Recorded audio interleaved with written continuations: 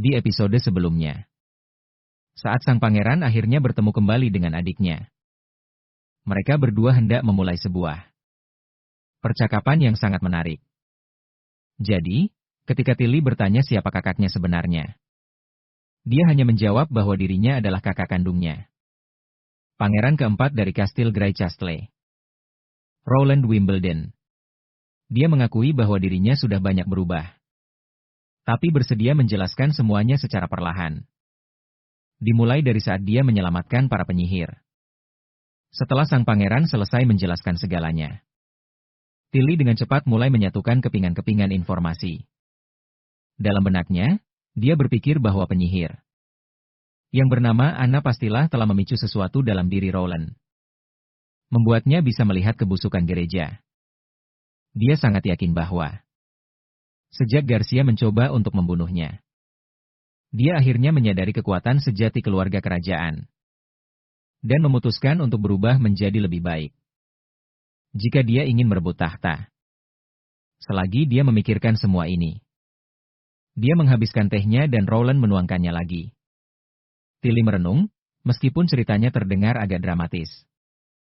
Setidaknya itu adalah sebuah penjelasan. Akan tetapi, dia masih berusaha keras untuk memahami dari mana datangnya semua pengetahuan asing yang sekarang dimiliki kakaknya. Seperti penemuan mesin uap dan juga senapan. Akhirnya dia pun bertanya terus terang. Apakah alasan dibalik semua pengetahuan tak wajarnya itu adalah karena dia tiba-tiba mendapatkan begitu banyak ingatan baru? Sang pangeran mengiyakannya tanpa ragu sedikit pun. Dia berkata bahwa setelah berhasil lolos dari upaya pembunuhan Garcia, ingatan-ingatan itu muncul begitu saja saat dia sadar jika pertemuannya dengan Anna adalah awal mula segalanya. Maka ingatan-ingatan itulah yang menjadi pemicunya untuk hasratnya akan perubahan. Tilly kemudian berpikir sekali lagi, dan teringat bahwa Sylvie pernah memastikan tidak ada penyihir yang punya kemampuan untuk menggantikan atau mengendalikan orang lain. Dan Rowland Wimbledon memang benar-benar pangeran yang mereka kenal selama ini. Selain itu, dia juga tidak terpengaruh oleh batu hukuman dewa model. Dan dia selalu dikawal oleh para kesatria untuk melindunginya. Jadi kemungkinan seorang penyihir bisa mengendalikannya itu sangat kecil. Perpustakaan kerajaan. Dan para cendekiawan tidak pernah menyinggung apapun soal uap atau bubuk salju, jadi dia yakin kalau pengetahuan aneh yang dimiliki kakaknya punya hubungan erat dengan pengalaman-pengalaman ganjilnya. Dia pun kembali mencecar sang pangeran dengan pertanyaan. Menanyakan bagaimana dia bisa membuktikan kalau dirinya adalah Rowland Wimbledon. Dan semua pengetahuan ini murni berasal dari ingatan yang bangkit kembali. Sang pangeran terdiam sejenak, lalu menjelaskan bahwa dia masih mengingat semuanya. Dan semua ingatannya itulah yang membentuk kesadaran dirinya. Seandainya seorang penyihir menyamar menjadi orang lain, dia tidak akan mungkin memiliki ingatan orang tersebut. Meskipun sekarang dia memiliki ingatan-ingatan baru ini, dia sama sekali tidak tahu dari mana semua itu berasal. Dia menambahkan kalau dirinya masih ingat betul tangisan adiknya ketika dia mendorongnya hingga jatuh ke pecahan kaca. Dan itulah buktinya. Dia juga ingat kalau dia tidak pernah meminta maaf atas perbuatannya. Dan berharap sekarang belum terlambat untuk melakukannya. Tilly tidak bisa berkata-kata. Dan merasa semua ini sangat sulit untuk dipercaya. Sang pangeran lalu mengungkapkan bahwa di dunia ini, segala sesuatu akan terasa menakjubkan saat pertama kali dilihat atau dialami secara langsung. Dia mencontohkan bagaimana dirinya tidak pernah menyangka kalau adiknya sendiri ternyata mampu menyembunyikan kebangkitan kekuatan sihirnya dari semua orang di istana. Tapi kemudian dia mengingatkan adiknya bahwa musim dingin kali ini akan berlangsung sangat lama. Jadi mereka punya banyak sekali waktu untuk membicarakan segalanya. Tilly pun setuju dan berkata kalau dia akan berada dalam perawatannya selama beberapa bulan ke depan. Setelah rentetan pertanyaan tajam dari adiknya, sang pangeran akhirnya bisa bernapas lega dan bersyukur dalam hati. Karena semua penyihir dari Pulau Tidur telah kembali ke istana setelah selesai berkeliling kota. Hal itu memberinya alasan untuk mengakhiri perbincangan yang berat ini. Berbohong terang-terangan di hadapan seseorang memang sangat menegangkan. Apalagi jika orang itu cerdas. Sambil harus tetap berusaha memasang wajah yang jujur. Tepat pada saat itu, tiba-tiba Nick tinggal muncul dan bertanya apa pangeran merasa canggung. Setelah melihat adiknya sendiri ternyata seorang penyihir. Sang pangeran menjawab, kalau dia cuma merasa terpojok karena terus-terusan ditanyai. Nick Tingale lalu menimpali. Katanya, dia kira pertemuan itu bakal jadi momen yang mengharukan.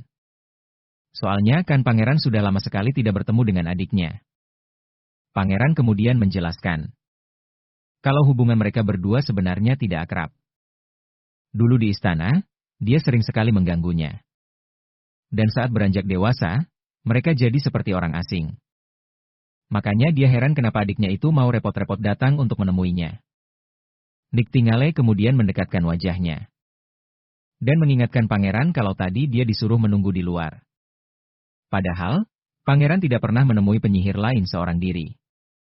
Hal itu membuat Nick Tingale yakin kalau pangeran pasti sangat mempercayai adiknya. Si pangeran langsung membuang muka. Dengan ekspresi salah tingkah. Sebenarnya, alasan dia menyuruh Nick Tingale keluar adalah karena dia tidak mau kebohongannya ketahuan oleh Nick Tingale. Kebohongan yang mungkin akan dia katakan pada adiknya. Dan sekarang pun, dia berusaha sekuat tenaga untuk tidak menatap mata Nick Tingale. Dan menghindari mengucapkan kebohongan sekecil apapun. Dia hanya bilang kalau suatu saat nanti Nick Tingale pasti akan mengerti. Tapi Nick Tingale tidak menyerah dan terus mendesaknya. Sambil terus mendekatkan dirinya. Dan bertanya apakah pangeran mau menceritakan semuanya. Pangeran pun menjawab dengan terbata-bata. Dan Nick Tingale menganggap itu sebagai pertanda baik. Dia pun memutuskan untuk sabar menunggu hari di mana pangeran akhirnya akan jujur padanya. Beberapa saat kemudian, terlihat Lightning dan Magie sedang memanggil semua orang untuk berkumpul di ruang makan. Di sana, berbagai hidangan lezat sudah tertata rapi di atas meja. Semua penyihir pun mulai berdatangan. Termasuk juga Wendy, yang secara khusus mengantar Putri Tilly ke ruang makan. Para penyihir yang baru datang dibuat takjub melihat makanan yang jauh lebih mewah. Dari biasanya, sampai-sampai Ash pun ikut menyeringai. Dia tampak bangga dengan keramahan yang ditunjukkan oleh kota perbatasan. Seringai itu dia tunjukkan untuk menggoda temannya yang berambut pirang. Yang sebelumnya meragukan kota perbatasan dan sang pangeran. Wendy mengantar semua orang ke tempat duduk masing-masing. Tak lama kemudian, acara santap malam pun berakhir. Sang pangeran lalu bertanya apakah hidangannya sesuai dengan selera mereka. Ash pun menjawab singkat bahwa makanannya sangat lezat. Sementara itu, Tilly menyeka bibirnya dengan sapu tangan. Dan mengingatkan sang pangeran akan tujuannya. Selain datang untuk membantu kota perbatasan menghalau para iblis, kedatangannya juga untuk membawa pulang para penyihir mereka. Pasalnya, akan ada sekelompok warga sipil yang akan tiba di Pulau Tidur dari Teluk Perak pada musim semi nanti. Jadi, dia butuh bantuan Lotus dan Honey untuk menyiapkan makanan, serta tempat tinggal bagi mereka. Mendengar hal itu, sang pangeran jadi teringat dengan pasukan pertama. Pasukannya itu sudah lebih dari cukup untuk menghadapi para iblis. Bahkan tanpa bantuan dari para penyihir. Akan tetapi, dia masih sangat memerlukan keahlian Lotus dan Honey untuk pembangunan infrastruktur kota. Pembangunan dermaga di dekat pegunungan saja belum rampung. Dan area pelabuhan baru selesai separuhnya. Mereka juga masih harus membangun lebih banyak rumah lagi. Sang pangeran lantas bertanya, apakah kepergian mereka bisa ditunda selama setengah bulan? Putri Tilly menjelaskan bahwa dalam kondisi biasa, dia tentu tidak akan keberatan sama sekali. Penundaan itu bukan masalah besar baginya. Masalahnya, ada sejenis monster ikan yang baru-baru ini muncul di perairan selatan. Dan dia punya firasat. Kalau kemunculan monster itu ada hubungannya dengan datangnya bulan iblis lebih awal. Seiring berjalannya waktu, kekuatan para iblis itu akan terus bertambah.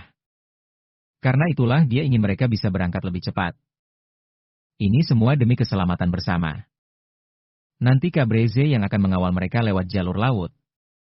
Karena kemampuannya sangat cocok untuk menghadapi iblis-iblis yang tidak punya kecerdasan tinggi itu. Pangeran pun kembali bertanya, selain Lotus dan Honey, apakah 3 penyihir lainnya boleh tinggal lebih lama lagi? Soalnya, pendidikan mereka di sini baru berjalan separuh. Jadi akan sangat disayangkan kalau mereka harus berhenti sekarang. Tilly tampak bersemangat melihat kakaknya. Begitu peduli pada nasib para penyihir itu. Dia jadi penasaran, rencana apa yang dimiliki pangeran untuk memanfaatkan kekuatan Candle dan Evelyn. Sang pangeran pun menjelaskan, kalau dia membutuhkan mereka berdua untuk mengeraskan komponen-komponen logam, dan juga untuk meracik minuman. Kekuatan Candle dapat meningkatkan efisiensi mesin secara pesat. Sementara alkohol buatan Evelyn sangat berguna untuk berbagai hal. Bukan sekadar untuk diminum. Adiknya lantas ikut bicara. Mengatakan kalau mereka selama ini selalu merasa minder dengan kegunaan kemampuan mereka. Karena itu, dia lega sekali mendengar sang pangeran menghargai mereka. Dia merasa bersyukur. Karena pangeran menganggap kemampuan mereka sangat penting. Sebab, dia selalu yakin kalau tidak ada kemampuan yang sia-sia. Dia kemudian beralih kepada para penyihir dan menanyakan pendapat mereka. Apakah mereka ingin pergi dari sini? Si kecil menjawab kalau dia tidak masalah di mana saja. Sementara Evelyn menyatakan jika Nona Tilly membutuhkannya kembali di Pulau Tidur, dia akan dengan senang hati pulang. Akan tetapi, dia juga tidak keberatan untuk tinggal di kota perbatasan. Karena masih banyak yang ingin dia pelajari dari Nona Scroll. Putri Tilly mencoba menenangkannya. Mengatakan kalau dia tidak perlu merasa segugup itu. Dan mereka bebas memilih apapun yang mereka inginkan. Tanpa perlu merasa terpaksa. Dia menjelaskan, kalau dia hanya ingin mendengar pengalaman semua orang. Selama menetap di kota itu, mereka bisa kembali ke Pulau Tidur. Atau datang ke kota perbatasan sesuka hati mereka. Dia juga akan sangat senang jika penyihir lainnya dari kota perbatasan mau berkunjung ke Pulau Tidur. Sang pangeran pun setuju. Sambil berkata, dia berharap para penyihir bisa hidup bebas di kedua tempat itu. Dengan usaha bersama mereka. Tilly menjadi bersemangat mendengar pemikiran baik kakaknya. Dan mengaku senang karena kakaknya berpikiran sama. Sesaat Rowland terperangah mendengarnya. Karena terakhir kali adiknya memanggilnya, kakak, adalah hampir 1 dekade yang lalu. Tapi kemudian, dia kembali menguasai diri. Dan meyakinkannya bahwa hari itu pasti akan datang. Kapan mereka bisa hidup berdampingan dengan damai. Dia pun mengalihkan pembicaraan kembali ke topik yang lebih serius. Ia menyebutkan akan segera memberinya penjelasan lengkap mengenai reruntuhan kuno itu. Termasuk soal para iblis yang terkait dengan pegunungan salju. Dan juga menara-menara batu yang pernah ia singgung sebelumnya. Dia menjelaskan bahwa awalnya ia berencana mengirim para penyihir beserta para prajurit dari pasukan pertama menuju reruntuhan tersebut. Misi mereka adalah melakukan penyelamatan di hutan berkabut. Namun, datangnya musim dingin yang lebih awal membuat rencana itu tertunda. Tilly menanggapi, mengatakan bahwa ia tak menyangka pasukan iblis yang legendaris itu ternyata berada begitu dekat dengan mereka. Atau fakta bahwa masih ada seseorang yang bertahan di dalam reruntuhan itu. Padahal usianya sudah mencapai 400 tahun lamanya. Dia teringat kembali pada gambar para iblis yang pernah dikirimkan kepadanya. Dan menurutnya, inilah persoalan yang paling krusial untuk saat ini. Sang pangeran kemudian menunjukkan sebuah fakta.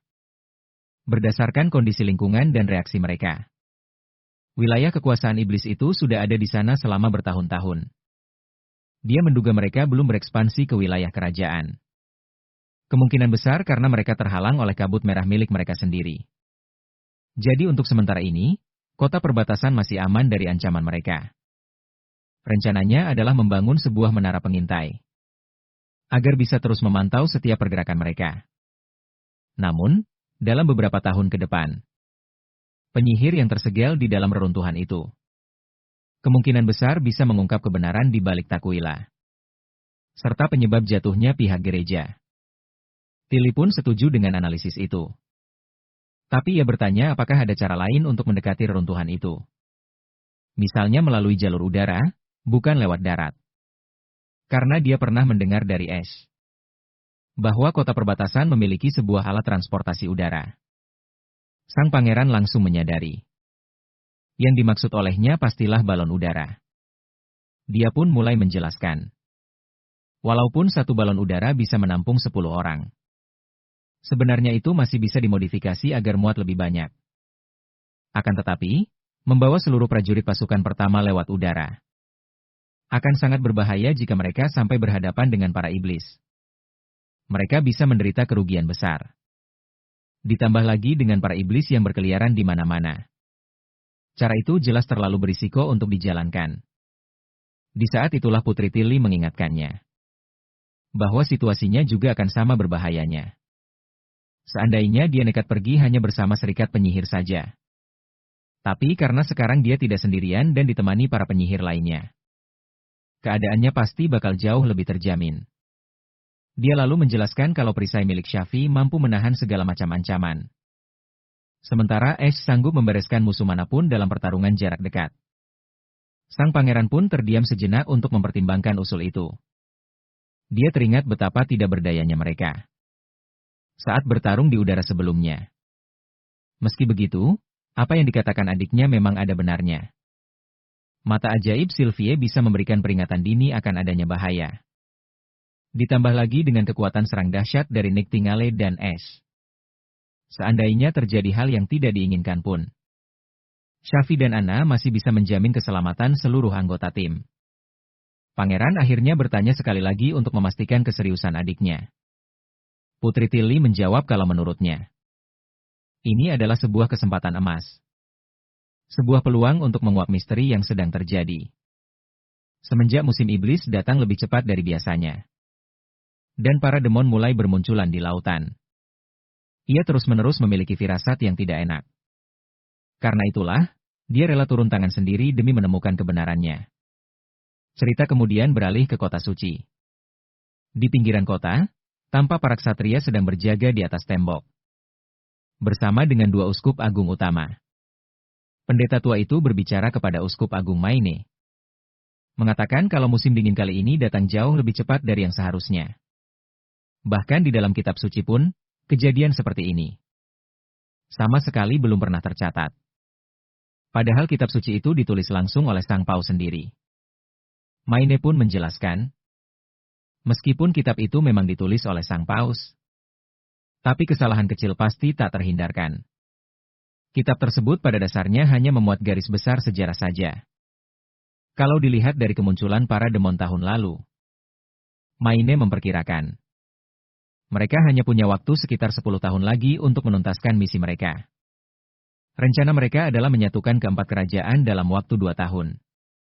Dan memperbesar pasukan hukuman ilahi dalam kurun waktu 8 tahun. Pada saat itu, kekuatan gereja akan menjadi luar biasa besar. Ditambah dengan tembok Hermes yang kokoh dan lokasinya yang strategis.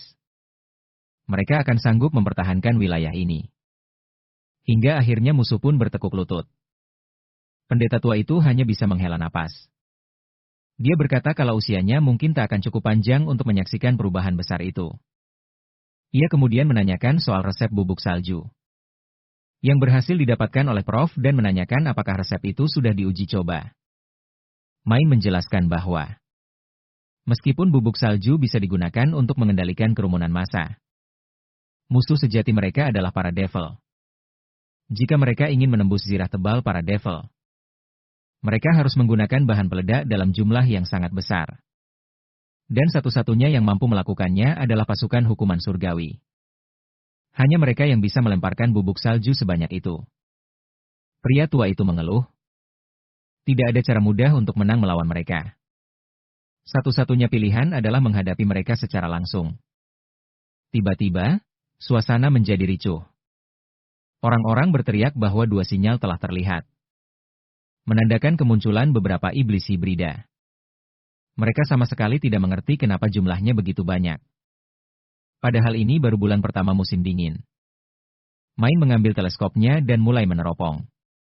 Sementara itu, seorang prajurit berteriak bahwa sebenarnya ada 3 sinyal. Situasinya ternyata jauh lebih buruk dari perkiraan. Mata Main terbelalak melihat pemandangan di hadapannya. Dia teringat bahwa kitab suci memiliki banyak catatan tentang Reaper, monster mimpi buruk, dan devil bertaring. Tapi yang membuatnya tak habis pikir adalah monster-monster ini, yang seharusnya baru muncul 5 tahun sebelum bencana besar terjadi. Kini sudah menampakkan diri di Hermes. Adegan beralih kembali ke kota perbatasan, tempat Honey dan Lotus bersiap untuk berangkat menuju Pulau Tidur. Mereka mengucapkan terima kasih kepada pangeran atas kebaikannya selama beberapa bulan terakhir ini.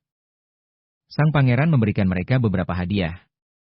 Seraya berkata bahwa ini hanyalah tanda terima kasih kecil atas semua kontribusi mereka untuk kota perbatasan. Kedua gadis itu langsung bersorak gembira. Honey pun tanpa ragu langsung membuka hadiahnya. Akan tetapi, Lotus mengingatkannya bahwa tidak sopan membuka hadiah saat itu juga. Ketika Honey akhirnya selesai membukanya, dia menemukan sebuah syal dan mengeluh karena mengira akan mendapatkan bra. Pangeran menjelaskan bahwa itu adalah syal yang dirancang untuk melindungi lehernya dari salju dan dingin. Dan jika dia melilitkannya dengan cara tertentu, syal itu bahkan bisa menutupi telinganya. Honey pun langsung mengalungkan benda itu ke lehernya. Seketika, Lotus bisa merasakan hawa hangat yang menyebar dari sana. Honey kemudian sadar kalau masih ada sesuatu di dalam bungkusan itu, dan bertanya-tanya apakah ada hadiah lain untuknya. Sang pangeran menyuruhnya untuk mengeluarkan benda itu. Dan begitu Honey melakukannya, dia menemukan sebuah benda berkilau yang ternyata adalah cermin. Dia terkesiap kaget. Tak percaya bisa melihat pantulan dirinya dengan begitu jelas di cermin itu. Putri Tilly pun akhirnya mengakui kalau tempat ini memang luar biasa, dengan aliran air bersih dan kamar-kamar yang nyaman.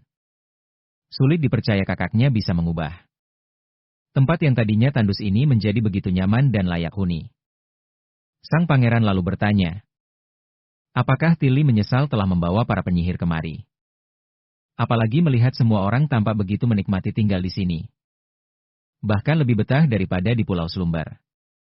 Tilly dengan tegas menjawab kalau dia tidak menyesalinya sama sekali. Asalkan mereka bisa mendapatkan kehidupan yang lebih baik. Dia lalu mengingatkan sang pangeran untuk tidak lupa kalau dirinya juga seorang penyihir. Pangeran kemudian bertanya lagi, apa Tilly benar-benar akan ikut dalam perjalanan mereka menuju reruntuhan hutan kabut? Dia mengakui, meskipun Tilly adalah seorang transcendent, kemampuannya tidak dirancang untuk bertarung. Tilly meyakinkan kalau dia bisa menjaga dirinya sendiri. Untuk membuktikannya, dia mengeluarkan sebuah batu berwarna merah. Dan langsung menunjukkan kemampuannya dengan menembakkan petir dari tangannya. Dengan bangga dia menjelaskan kalau ini adalah batu sihir yang ditemukannya di sebuah reruntuhan kuno. Sang pangeran terlihat sangat takjub dan bertanya, apa ini artinya Tilly bisa menggunakan 2 kemampuan sekaligus? Tilly menggelengkan kepalanya, pertanda tidak. Ternyata, batu sihir itu hanya bisa digunakan untuk 1 kemampuan pada satu waktu. Kalau dia mencoba menyalurkan sihir melalui 2 batu secara bersamaan, tidak akan ada efek apapun yang muncul. Dia lalu mengaku sebenarnya tidak ingin menunjukkan hal ini kepada pangeran secepat itu. Tapi setelah percakapan mereka semalam, dia sadar mungkin dirinya sudah terlalu keras pada sang pangeran. Namun, sekarang dia justru senang karena pangeran mau bersikap jujur padanya. Saat disinggung soal reruntuhan kuno itu, sang pangeran hanya menepisnya dengan santai. Katanya tidak ada yang perlu dicemaskan, karena dia sudah paham situasinya. Tilly lantas beralih topik dan bertanya apa yang dimaksud Honey tentang bra. Sang pangeran mendadak jadi salah tingkah, dan menyuruh Tilly untuk bertanya langsung saja pada Sylvie atau Evelyn. Tilly pun tampak bingung dan bergumam heran. Ia merasa pangeran masih saja menyembunyikan sesuatu darinya. Sementara para penyihir lain asyik mencoba terbang dengan balon udara. Untuk pertama kalinya, Kakak beradik itu justru membahas sebuah misteri besar, yaitu ketegangan antara pihak gereja dan reruntuhan kuno itu. Dan alasan mengapa gereja berusaha keras menutupi semua bukti tentang keberadaan reruntuhan tersebut. Mereka pun menyadari, bukan hanya karena pihak gereja punya catatan sejarah yang berhenti total sekitar 400 tahun lalu, tapi mereka juga sangat kabur soal asal-usul dewa yang disembah. Tidak ada mitos, kisah kepahlawanan, ataupun gelar lain selain sebutan bahwa ia maha kuasa. Penjelasannya bahkan jauh lebih sedikit dibandingkan kisah tentang 3 dewa teluk.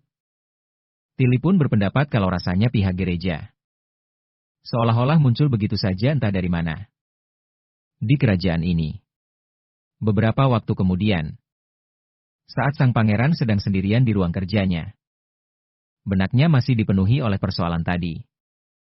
Ia membandingkan gereja di dunia ini dengan agama-agama di dunianya yang dulu. Di dunianya, sudah jadi hal yang sangat lumrah. Kalau setiap dewa pasti terikat dengan kisah penciptaan alam semesta. Setiap agama di sana mengklaim dewa merekalah yang menciptakan dunia, lengkap dengan kitab seperti Genesis, konsep karma, atau catatan lengkap lainnya mengenai penciptaan, yang menjadi fondasi dari setiap sistem kepercayaan. Tiba-tiba, pintu ruangannya didobrak oleh Kyle Sidhi, yang mengabarkan bahwa ia telah menemukan cara untuk memproduksi asam. Raut wajah sang pangeran langsung cerah.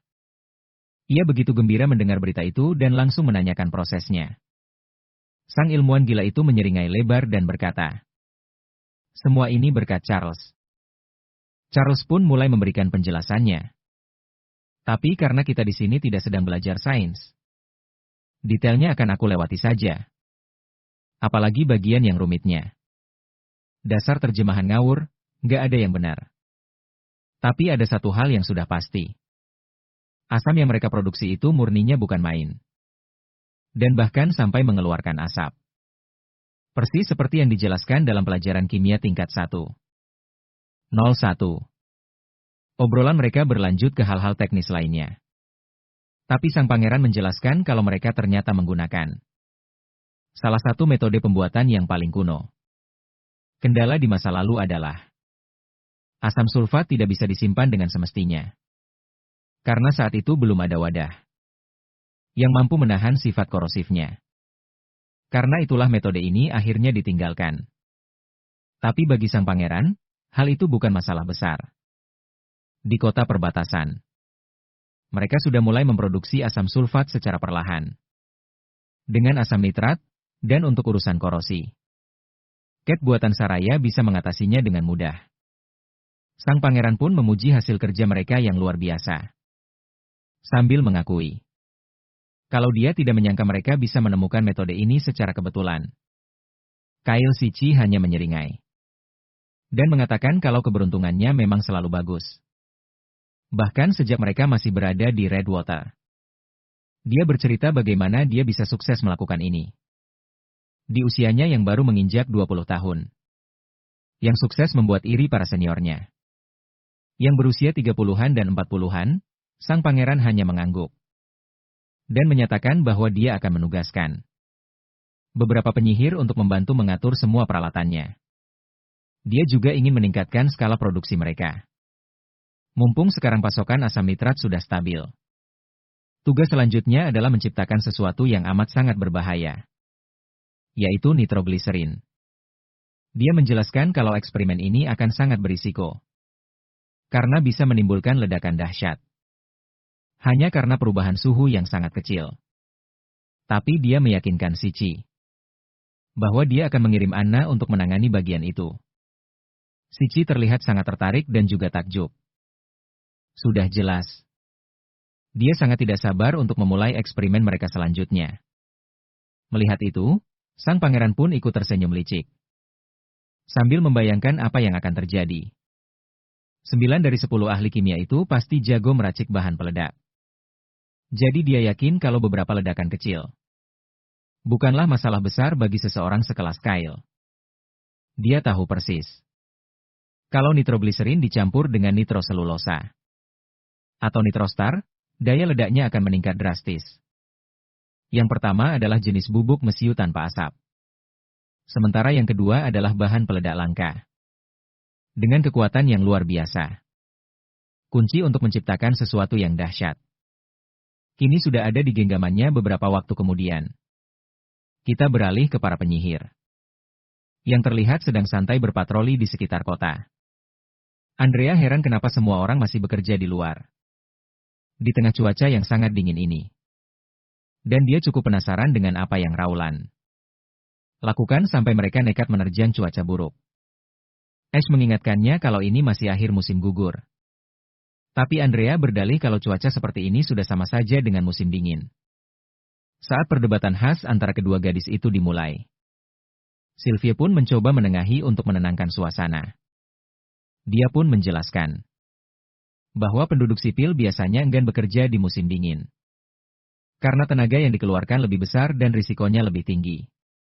Tapi di kota perbatasan, harga makanan sangat murah. Kayu bakar melimpah, dan Nona Lily siap membantu jika ada yang sakit. Karena itulah mereka bersedia bekerja untuk upah harian. Andrea bisa mengerti soal kayu bakar.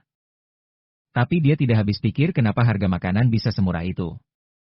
Dia bercerita kalau keluarganya yang berbisnis makanan justru selalu menaikkan harga tinggi-tinggi saat terjadi paceklik. Sylvia mengklarifikasi bahwa di kota perbatasan, harga pangan hanya ada satu dan sudah ditetapkan. Dan sang pangeran memastikan, harga beli dari petani lebih tinggi daripada harga jual ke penduduk. Ash menyela, menurutnya itu terdengar seperti pemaksaan harga. Dia heran kenapa pedagang lain tidak boleh menetapkan harga yang lebih tinggi. Tilly ikut bicara, menjelaskan bahwa proses pengolahan dan penyimpanan memang menaikkan harga gabah. Sehingga kenaikan harga tidak bisa dihindari. Sylvia membenarkannya.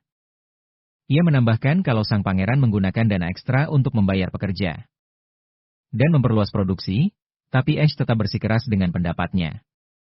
Menurutnya, semua seharusnya diserahkan pada mekanisme pasar bebas. Sylvia hanya menjawab kalau dia tidak begitu yakin soal itu. Tapi dia yakin kalau pangeran tidak akan memasang harga yang gila-gilaan. Dan tidak akan ada seorang pun yang kelaparan. Selama harganya bisa tetap stabil. Rakyat juga yang akan diuntungkan, lagi pula. Para petani juga tidak bisa begitu saja lari dari ketidakadilan.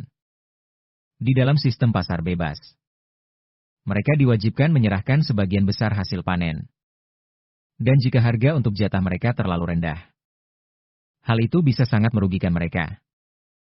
Harga yang sudah dipatok terasa jauh lebih adil. Dan semakin banyak produksi berarti semakin besar pula pemasukan untuk semua orang. Sylvia lalu mengingatkan mereka bahwa para petani tidak harus selamanya menjadi petani. Sang pangeran telah berjanji bahwa begitu hasil produksi mereka mencapai tingkat tertentu, mereka bisa dipromosikan menjadi warga negara. Dia menjelaskan bahwa para warga negara hanya perlu menyerahkan 20% dari hasil panen mereka. Dan dengan harga yang sudah ditetapkan, mereka akan mendapatkan penghasilan yang sangat lumayan. Kini Tilly mengerti mengapa kota ini terasa begitu hidup. Dia sangat kagum dengan bagaimana peraturannya. Dan sistem imbalannya dirancang untuk memberi mereka semangat. Tiba-tiba, sebuah alarm berbunyi nyaring dan para warga mulai panik. Itu adalah peringatan akan datangnya para iblis. Dan beberapa dari mereka memutuskan untuk menuju ke tembok pertahanan untuk membantu para prajurit. Semangat Andrea langsung membara saat mendengar hal ini. Bagaimanapun juga, mereka datang ke sini untuk menunjukkan cara bertarung para penyihir yang sesungguhnya. Saat kami tiba di tembok, kami melihat Charter sedang mengangkat sebelah alisnya. Melihat bagaimana iblis-iblis ini sepertinya tidak pernah merasa lelah. Mereka selalu saja mengamuk setiap tahunnya. Dan bahkan jika mereka berhasil menerobos masuk ke kota, hal itu tidak akan ada gunanya bagi mereka. Sebaliknya, para prajurit baru yang lain justru sangat bersemangat untuk unjuk gigi. Mereka pikir ini akan menjadi latihan yang hebat. Jauh lebih keren menembaki para iblis daripada hanya menembak boneka latihan yang diam. Ngomong-ngomong soal latihan, Charter telah mendengar beberapa rumor menarik tentang pasukan artileri mereka. Pasukan lain menyebutkan bahwa para prajurit yang punya bidikan konsisten akan direkrut ke dalam sebuah tim presisi demi sebuah misi baru. Para prajurit langsung heboh begitu mendengar soal tim presisi dan mengira kalau cerita ini cuma karangan belaka. Saat para atasan mereka sedang bosan. Tapi Iron Axe lalu menjelaskan bahwa sang pangeran berencana untuk menciptakan meriam jenis baru untuk dipasang di kapal, yang akan memungkinkan mereka menghancurkan kapal musuh dari jarak jauh. Hanya para penembak paling jitu yang akan ditugaskan untuk mengendalikan meriam-meriam ini. Dan kalau ada yang berminat untuk bergabung, mereka bisa mendaftarkan diri lewat dirinya. Alex, salah seorang komandan peleton di skuadron ini, langsung bersemangat mendengar kabar itu dan berpikir dalam hati, kalau ini adalah kesempatan emas untuk naik pangkat di dunia militer. Menurut Iron Axe, nama-nama kapal perang bahkan bisa diambil dari nama para prajurit yang berhasil menorehkan prestasi gemilang. Dan kalau sampai ada kapal yang menggunakan namanya, maka hidupnya akan terasa sangat berarti.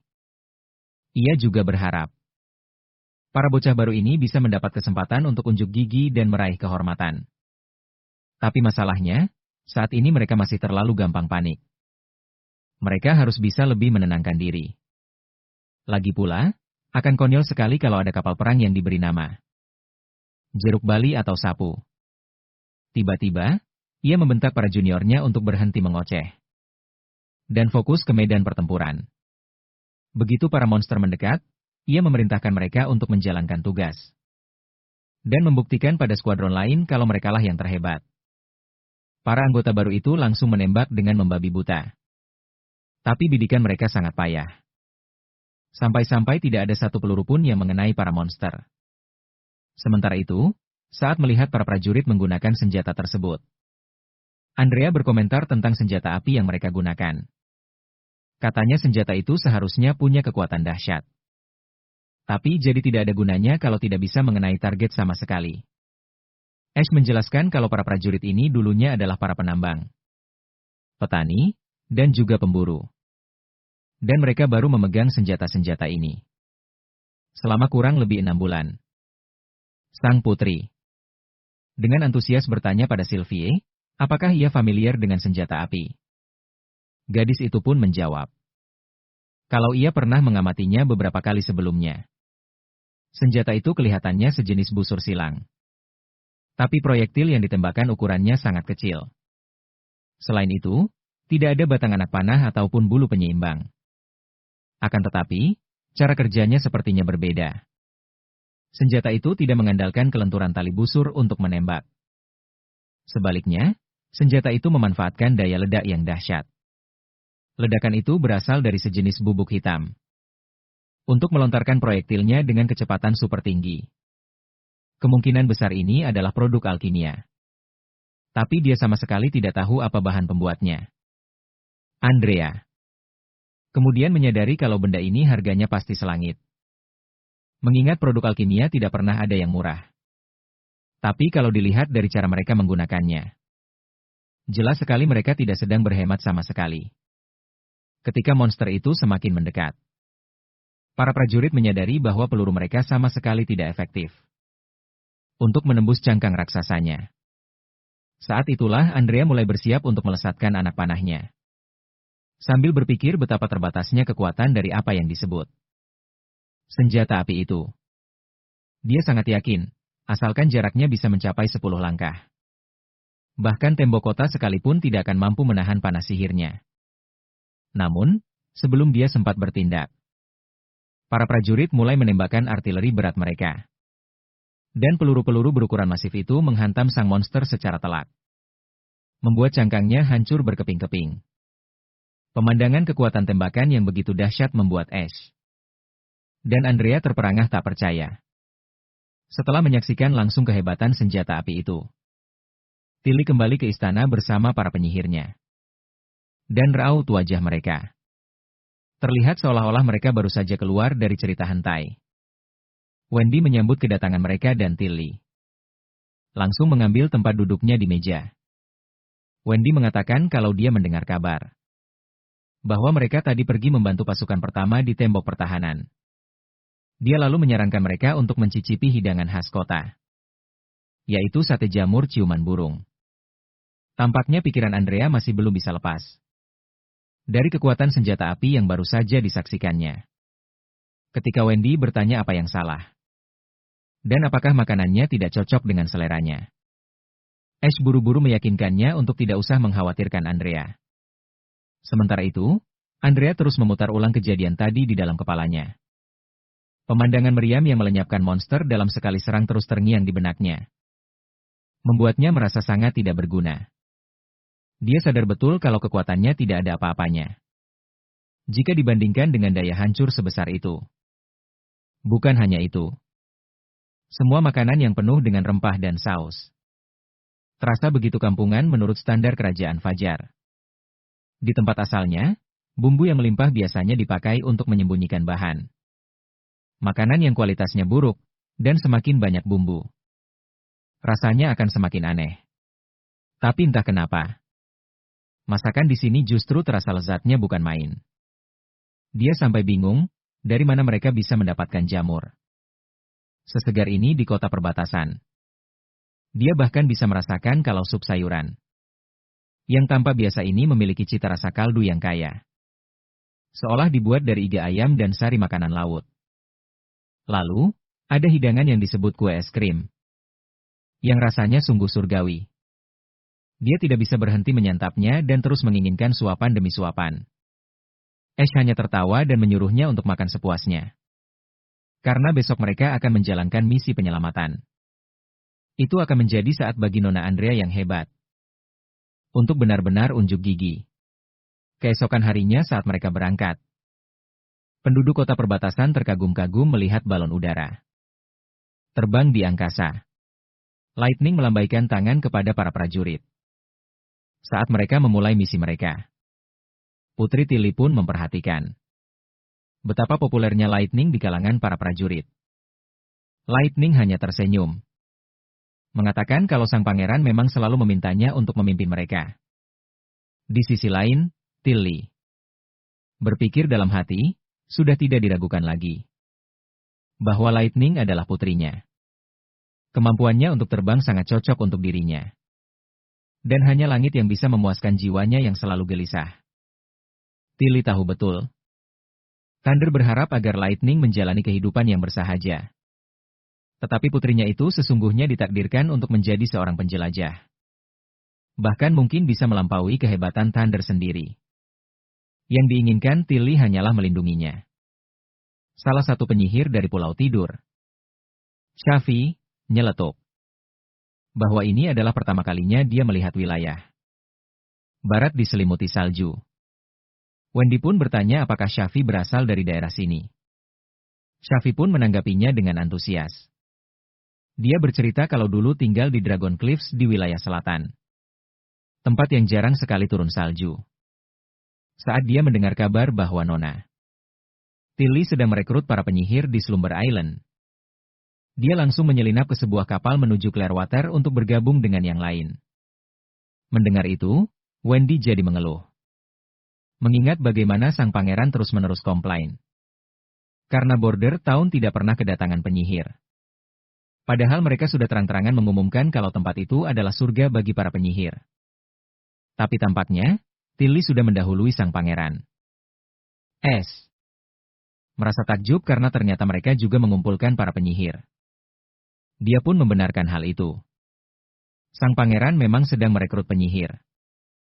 Ash jadi teringat salah satu agen sang pangeran, Theo, yang pernah mendekatinya. Pria itu dengan cepat mengenalinya sebagai salah satu penyihir. Ash terkekeh geli. Dia ingat Theo bukanlah orang yang istimewa. Tapi pria itu benar-benar sangat murah hati. Dan sudah pasti, berkat Theo, dia bisa makan enak selama perjalanannya ke Border Town. Mendengar itu, Andrea langsung menyindir Ash.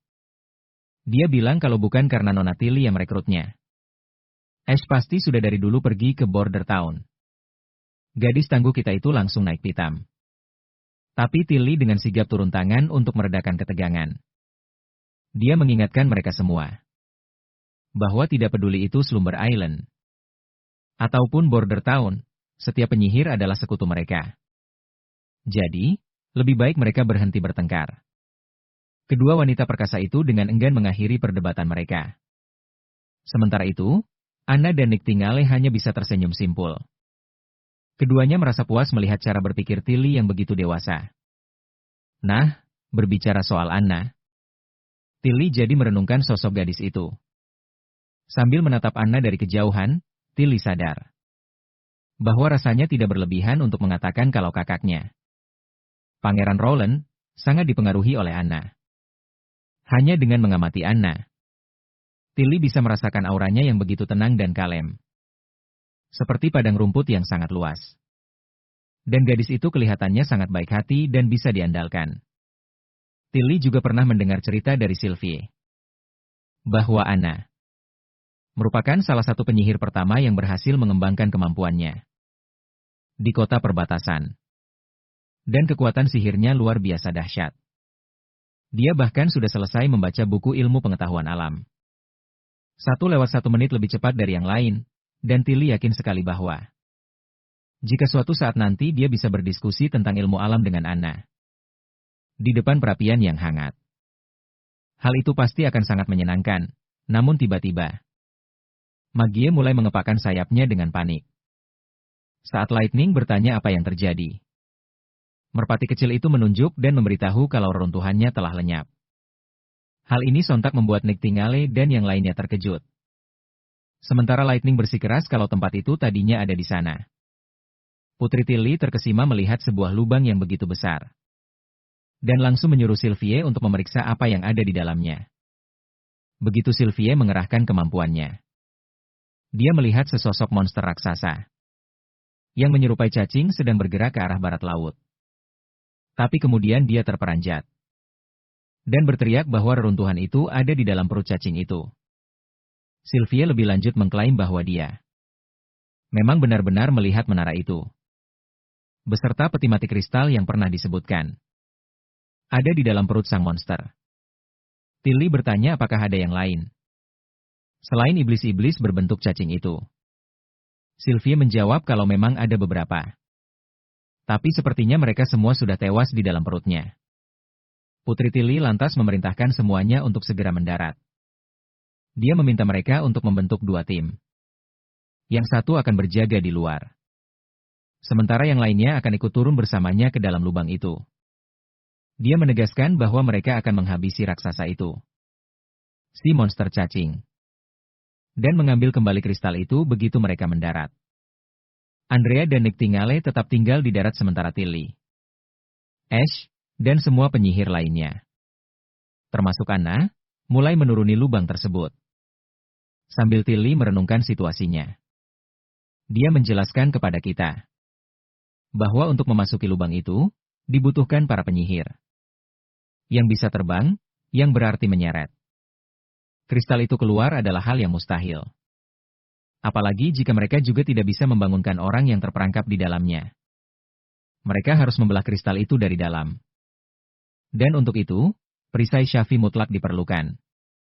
Di sisi lain, mata sihir milik Sylvie juga tak kalah penting. Tanpa kemampuannya, mereka akan kesulitan melacak lokasi reruntuhan di dalam perut cacing itu.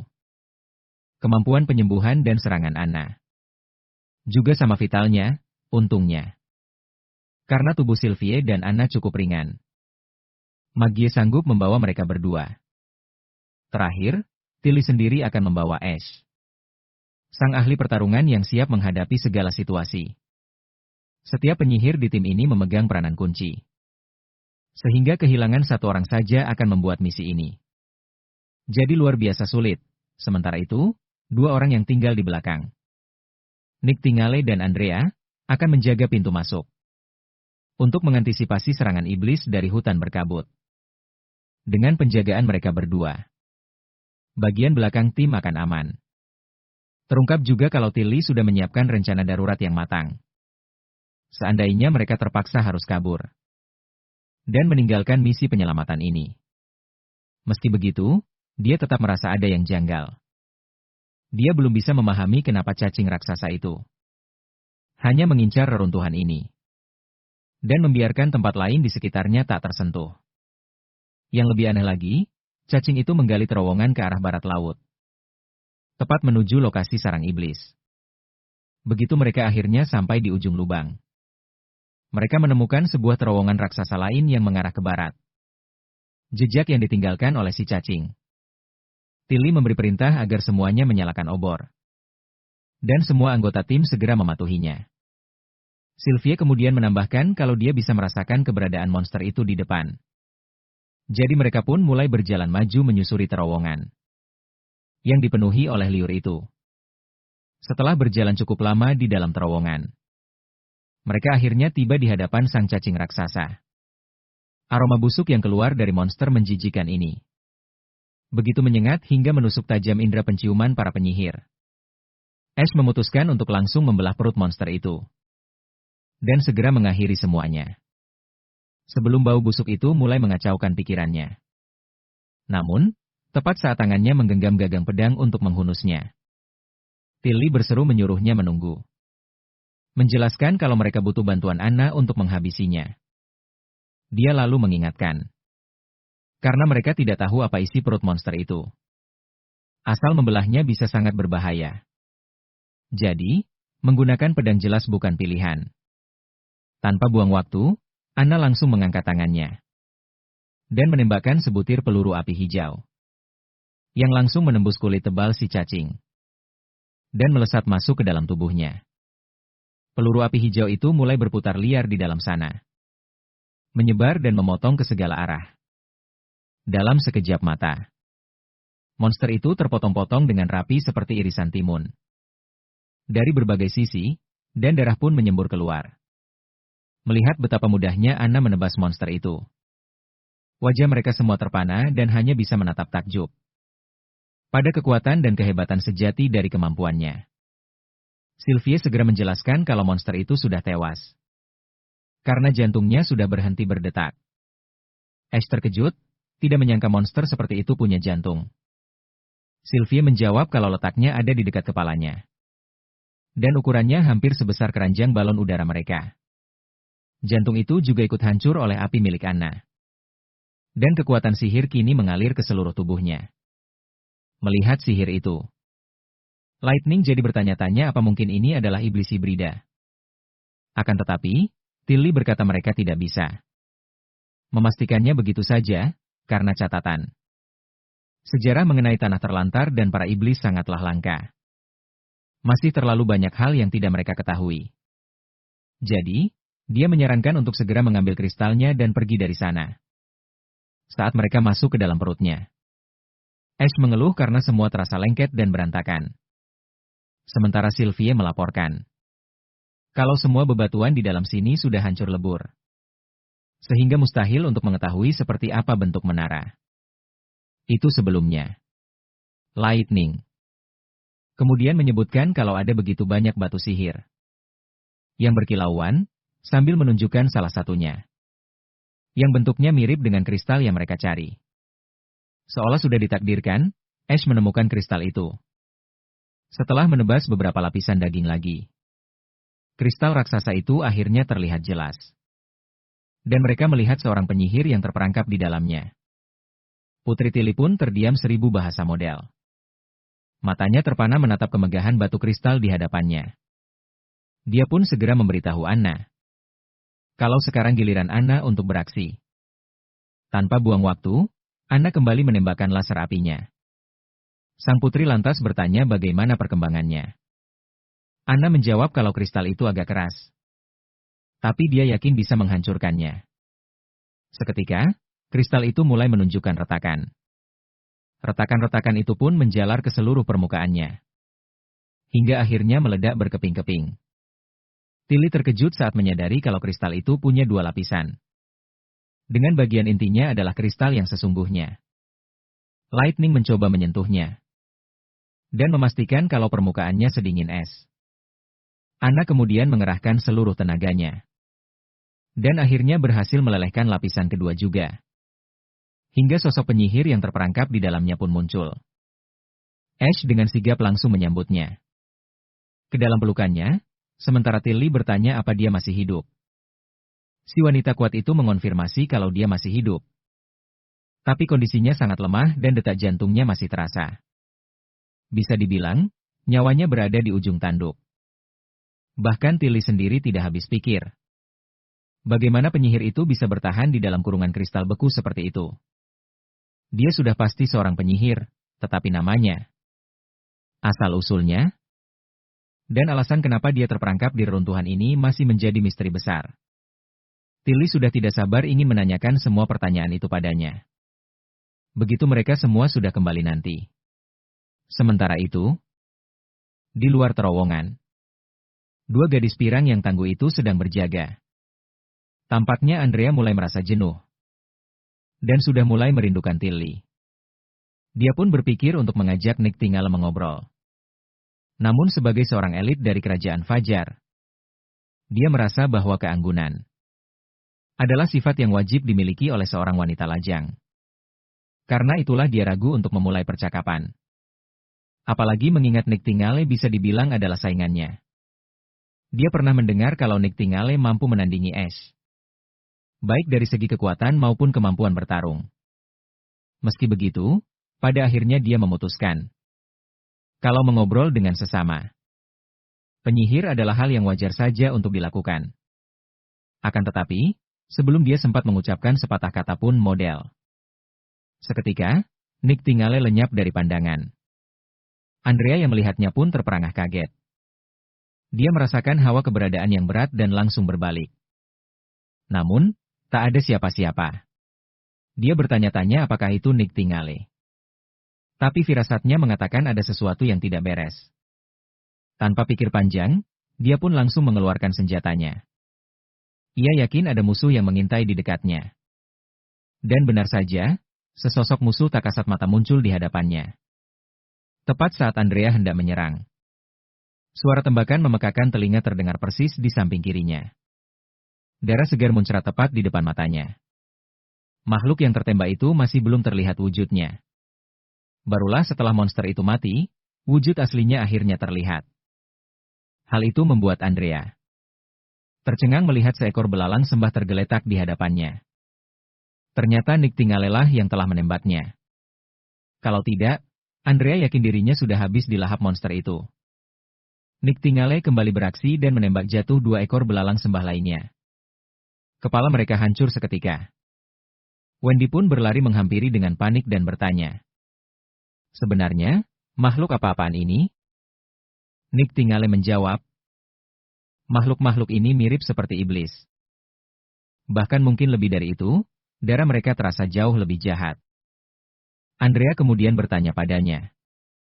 Sejak kapan kau menyadari keberadaan mereka yang menyelinap?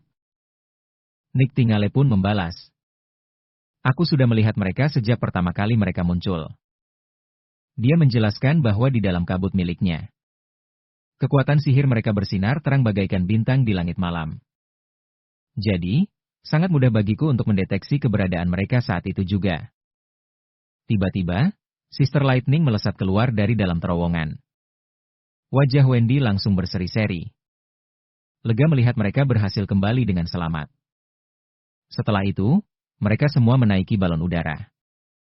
Semua orang berkumpul mengelilingi penyihir yang baru saja diselamatkan itu. Di dalam keranjang balon udara, Wendy tidak habis pikir, bagaimana bisa penyihir ini bertahan sendirian di tempat seperti itu selama puluhan tahun. Hal ini sontak membuatnya semakin penasaran. Dia ingin tahu kisah apa yang sebenarnya dialami oleh penyihir itu. Putri. Tilly lalu menjelaskan bahwa firasatnya tidak enak. Itulah sebabnya dia ingin mereka segera pergi dari sana. Dia pun bertanya apakah terjadi sesuatu di luar. Sementara itu, di dalam, Nick Tingale menjelaskan bahwa mereka sempat berhadapan dengan beberapa iblis hibrida yang aneh. Tapi semuanya berhasil dibereskan dengan cepat. Tiba-tiba, Sylvia melihat sesuatu di bawah dan berteriak kaget. Dia bertanya, makhluk apa yang merayap di tanah itu?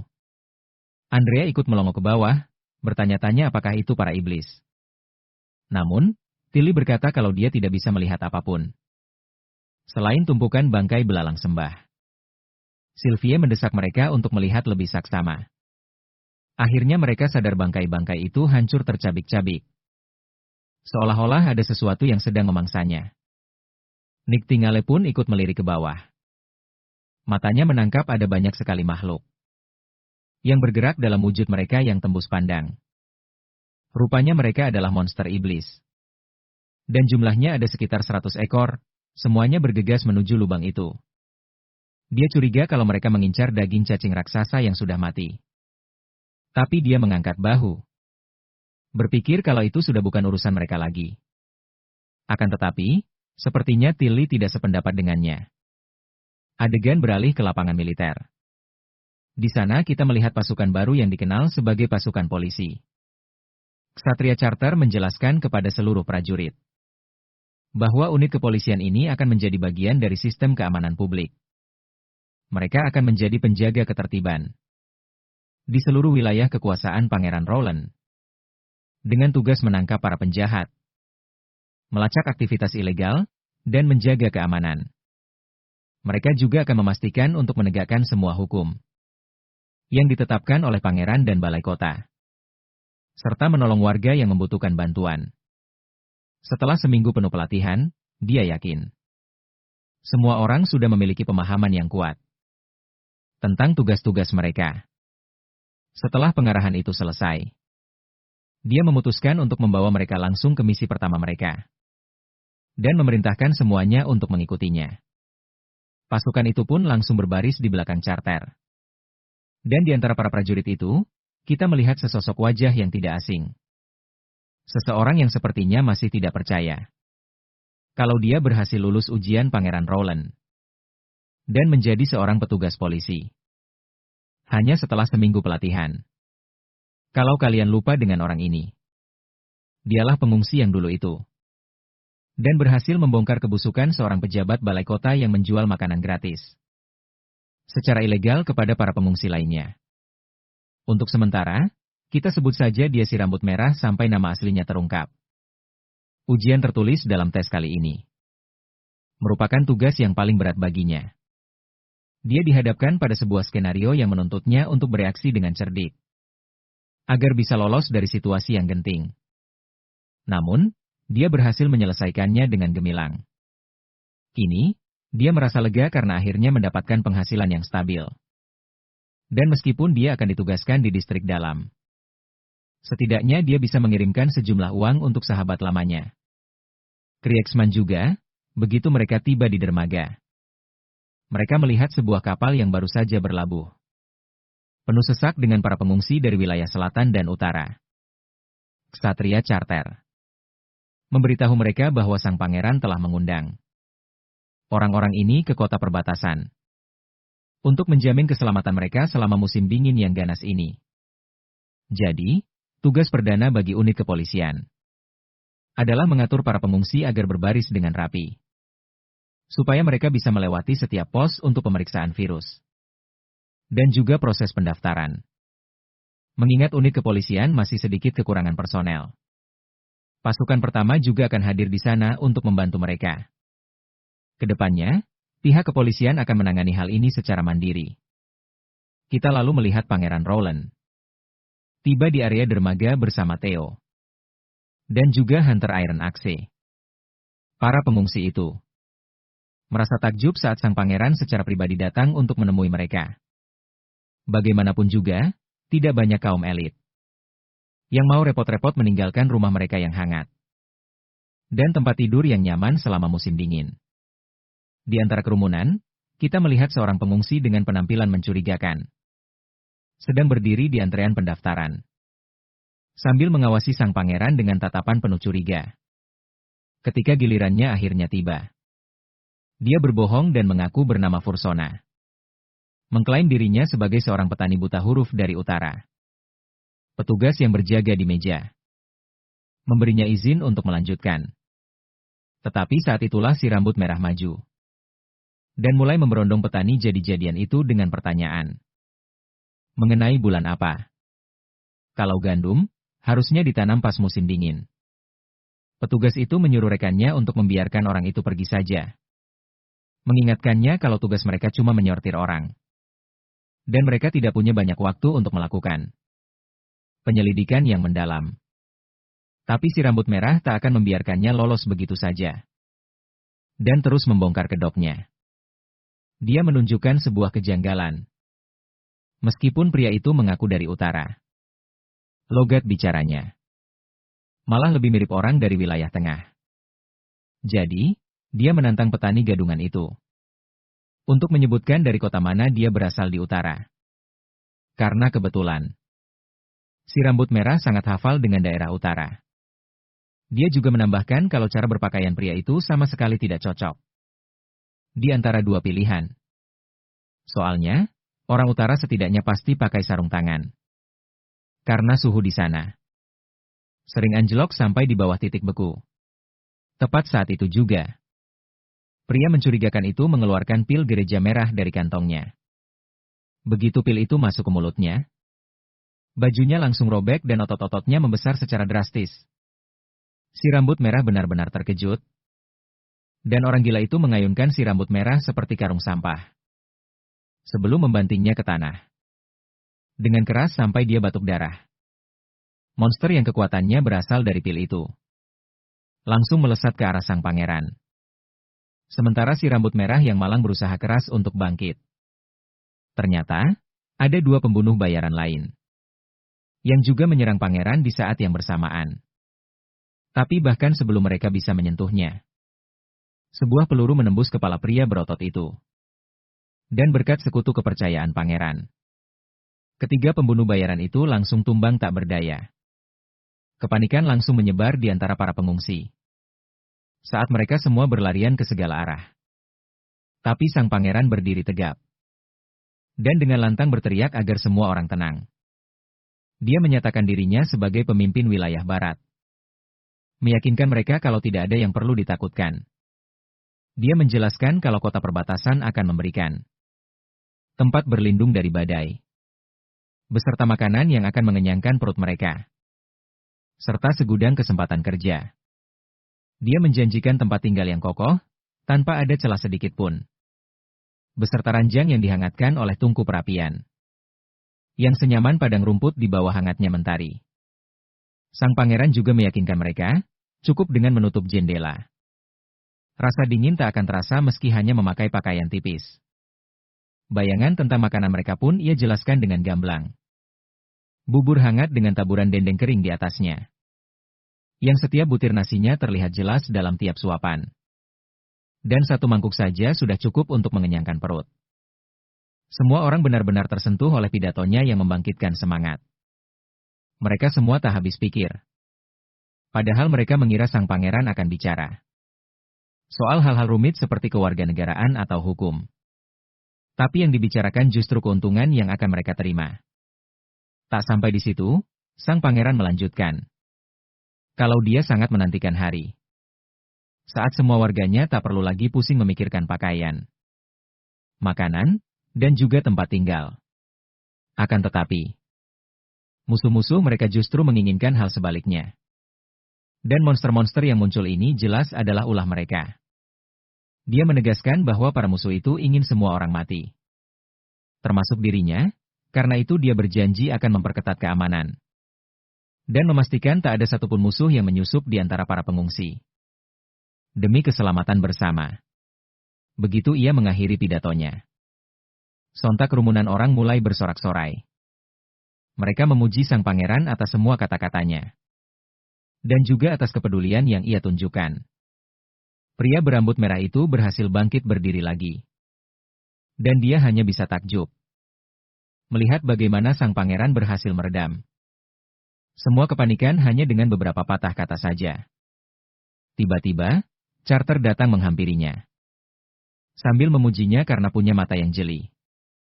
Karena dialah orang pertama yang menyadari gerak-gerik pria mencurigakan itu. Beberapa saat kemudian, si pria berambut merah dipanggil ke ruangan sang pangeran. Di sana, sang pangeran menyapanya sebagai Tuan Wade. Akhirnya, nama pria itu terungkap juga. Kita tak perlu lagi memanggilnya si rambut merah. Sang pangeran memuji kejeliannya dalam mengamati situasi. Dan menjadi penasaran.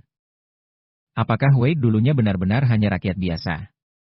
Wade pun menjelaskan kalau dia pernah menjadi anggota tim patroli di kota Golden Wade City selama kurang lebih 6 tahun. Sampai akhirnya kota itu diserbu oleh para bajak laut. Sang pangeran lalu menyadari kalau profil pemuda itu sama sekali tidak menunjukkan keistimewaan apapun. Dan menurut laporan dari charter, dia seharusnya saat ini tinggal di tempat penampungan sementara. Pangeran akhirnya mengerti kalau Wade pada dasarnya sengaja menyembunyikan bakat aslinya saat proses pendaftaran. Dia pun bertanya mengapa pemuda itu melakukannya.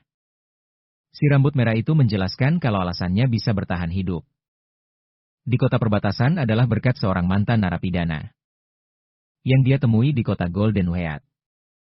Namanya Kriegsman. Pria tua itulah yang menyelamatkannya di masa-masa sulit. Karena pria tua itu dicap sebagai penjahat, dia tidak bisa didaftarkan sebagai penduduk resmi. Tapi dia tidak mungkin tega meninggalkan teman lamanya itu sendirian di distrik barat. Terlebih lagi temannya itu sudah semakin menua dan tidak bisa mengurus dirinya sendiri lagi. Sang pangeran pun bertanya, apakah alasan Wade ingin menjadi seorang polisi? Adalah agar bisa bekerja sekaligus melindungi temannya itu. Seketika itu juga, Wade menjadi gugup sebelum bisa menjawab. Namun sang pangeran menyuruhnya untuk tenang. Karena tidak ada kejahatan dalam memikirkan hal semacam itu. Dia kemudian bertanya apakah Wade masih memiliki keluarga. Pemuda berambut merah itu menundukkan pandangannya dan menjelaskan bahwa keluarganya tewas di kota Golden Wade. Roland lalu bertanya tentang keluarga Kriegsman. Si rambut merah menjelaskan kalau pria itu hidup sebatang kara karena para berdebah licik telah menjadikannya kambing hitam. Hal itulah yang menyebabkannya dijebloskan ke penjara. Sang pangeran lalu mengingatkannya bahwa siapapun yang memiliki keahlian khusus bisa menyewa tempat tinggal di dalam kota. Dan mereka bisa menikmati semua keuntungan sebagai warga negara. Termasuk juga keluarga mereka. Dia bertanya apakah Wade paham apa maksud perkataannya. Tentu saja, pemuda berambut merah itu langsung mengerti apa yang coba diisyaratkan oleh pangeran. Dia pun mulai melompat-lompat saking gembiranya saat menyadari bahwa dia bisa membawa Kriegsman ikut bersamanya. Sang pangeran menyuruhnya untuk membawa teman lamanya itu ke tempat pendaftaran dan serahkan saja sisanya pada mereka. Wade girang bukan main mendengar kabar itu. Saking senangnya, dia bahkan langsung membentur-benturkan kepalanya ke tanah sambil bersujud berulang kali dengan heboh. Tiba-tiba, raut wajah sang pangeran berubah serius. Ia mengingatkan Wade agar jangan sampai rasa senangnya membuat dia lengah. Sang pangeran menekankan bahwa ia harus tetap waspada. Persis seperti yang dilakukannya hari ini. Jika ia tidak berhasil melewati ujian-ujian berikutnya, maka ia tetap akan tinggal di penampungan sementara. Tentu saja, Wade langsung menyanggupinya. Ngomong-ngomong soal ujian, Wade jadi teringat sesuatu. Kalau dalam ujian tulis tadi ada banyak sekali pertanyaan yang tidak ia ketahui jawabannya. Jadi, dia hanya menulis jawaban asal-asalan saja. Karena itu, dengan penasaran ia pun bertanya, mengapa dirinya bisa terpilih masuk ke unit kepolisian? Sang pangeran menyeringai dan berkata, kalau ujian itu tidak ada jawaban benar atau salah. Setiap jawaban tergantung pada kepribadian peserta ujian. Tujuannya bukan untuk mencari jawaban yang tepat, melainkan lebih seperti tes kemampuan membaca dan menulis. Selama Wade bisa memahami pertanyaannya dan menuliskan jawaban yang masuk akal, maka dia dianggap lulus. Tak lama kemudian, Ksatria Charter melangkah maju untuk mengingatkan sang pangeran bahwa mereka telah menerima informasi mengenai para pembunuh bayaran. Sang pangeran menyuruhnya untuk langsung bicara. Dan Charter menjelaskan kalau Barov memiliki seorang murid bernama Salon yang bertugas mengumpulkan para pengungsi di wilayah utara. Karena mereka kehabisan kapal dalam perjalanan pulang. Salon menghubungi beberapa kenalannya di ibu kota untuk mencari tahu apakah ada kapal dagang yang berlayar menuju wilayah barat yang bisa disewa. Dari situlah rencana operasi mereka akhirnya bocor. Para pengungsi itu sempat menetap di Silver City, yang jaraknya hanya setengah hari perjalanan dari ibu kota. Hal ini memudahkan Timothy untuk menyusun rencananya. Carter melanjutkan penjelasannya, bahwa meskipun Timothy mungkin tidak akan mengirim pasukan dari ibu kota, tapi bukan berarti dia tidak berusaha membalas dendam. Pangeran kemudian merenungkan situasi yang terjadi, dan merasa sedikit lega karena para pembunuh itu ternyata hanya membawa pil, bukan bahan peledak. Coba bayangkan kalau orang-orang itu meledak di tengah keramaian. Semua pekerja baru kita, yang sudah dikumpulkan susah payah selama 2 bulan terakhir, pasti akan tewas seketika, pikirnya. Mengingat kesalahan Salon murni karena kurang pengalaman, hukumannya akan diringankan saja. Cukup dengan memotong gajinya selama 2 bulan. Hanya dengan cara ini dia bisa menyadari kesalahannya yang fatal. Dia juga berpesan pada Carter untuk mengawasi proses penyaringan para pengungsi dengan sangat ketat, dan meminta Sylvie serta Nightingale untuk membantu timnya. Mereka harus memastikan tidak ada mata-mata atau pembunuh yang lolos, dan juga wajib melindungi nyawa para pengungsi. Tepat pada saat itu, Lady Leaf tiba-tiba menyerbu masuk ke dalam ruangan. Dengan gembira dia mengumumkan bahwa balon udara telah kembali. Akhirnya, momen yang kita semua nantikan telah tiba. Dan balon udaranya sudah di sini.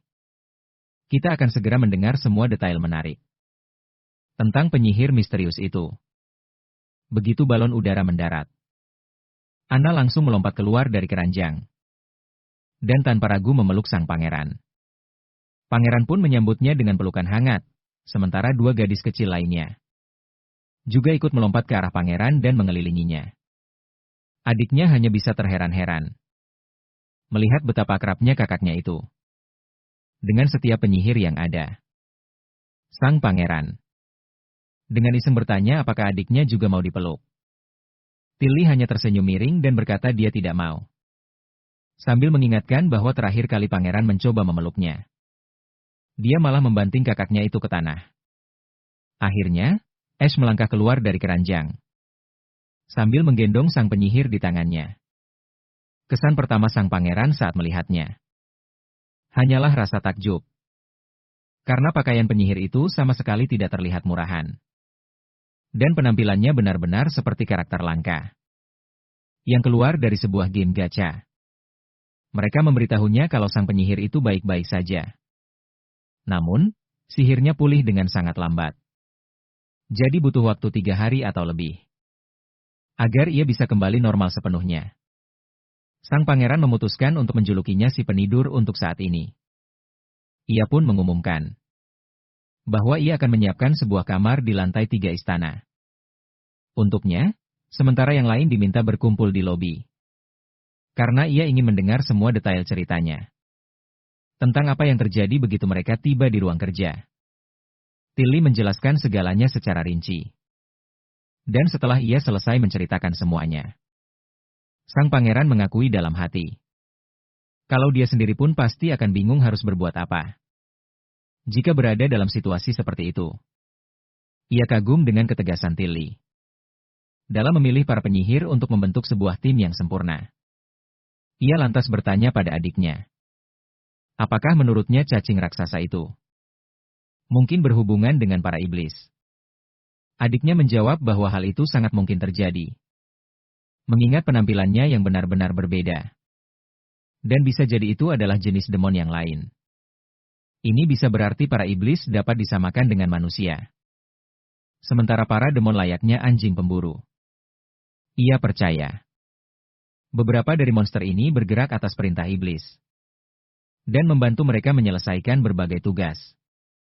Sang pangeran sepertinya setuju dengan asumsi itu. Namun ia masih belum sepenuhnya yakin. Masalahnya begini.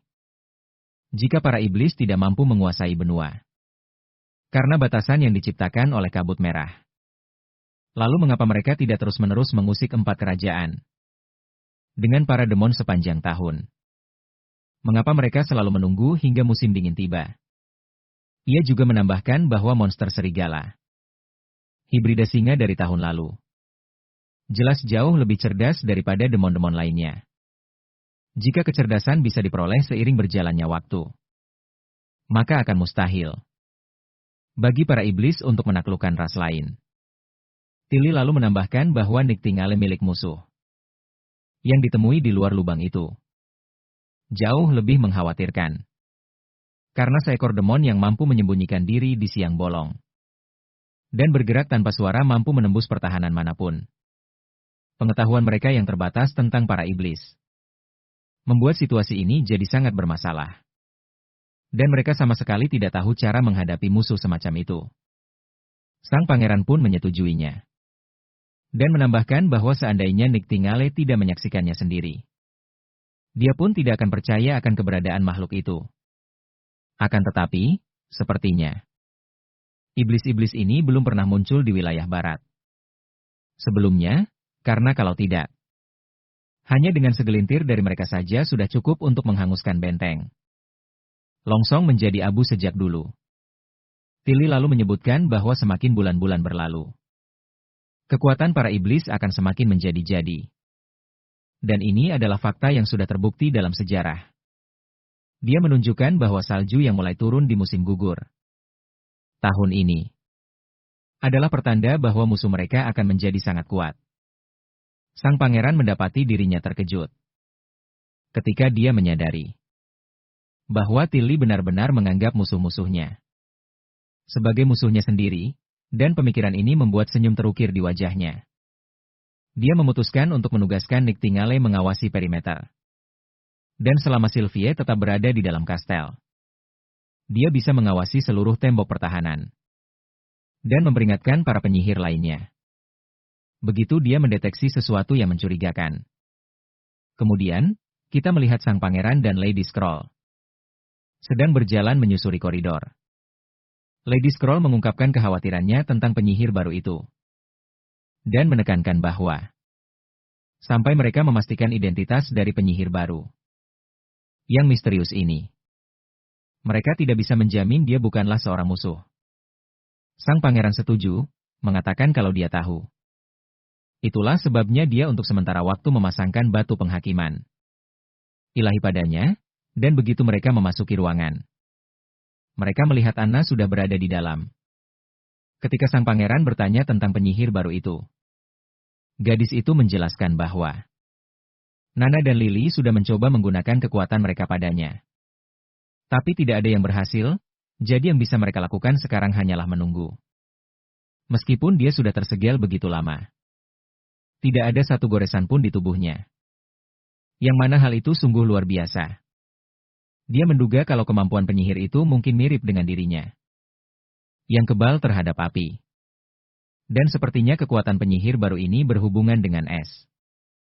Rowland kemudian mengelus lembut kepala gadis kesayangannya itu, sambil memuji usahanya yang berhasil membuka peti mati tersebut. Anna menjawab kalau itu bukan usahanya seorang diri. Dia pun menjelaskan bahwa penyihir ini sangat cerdik dalam menyegel dirinya sendiri. Dan pastinya memiliki kekuatan yang dahsyat. Dia mengungkapkan kalau si penyihir pertama-tama membekukan seluruh siklus internal di dalam tubuhnya dengan es yang luar biasa dingin. Lalu menggunakan es biasa untuk menyegel es dingin itu di dalam dirinya, agar tidak mudah mencair.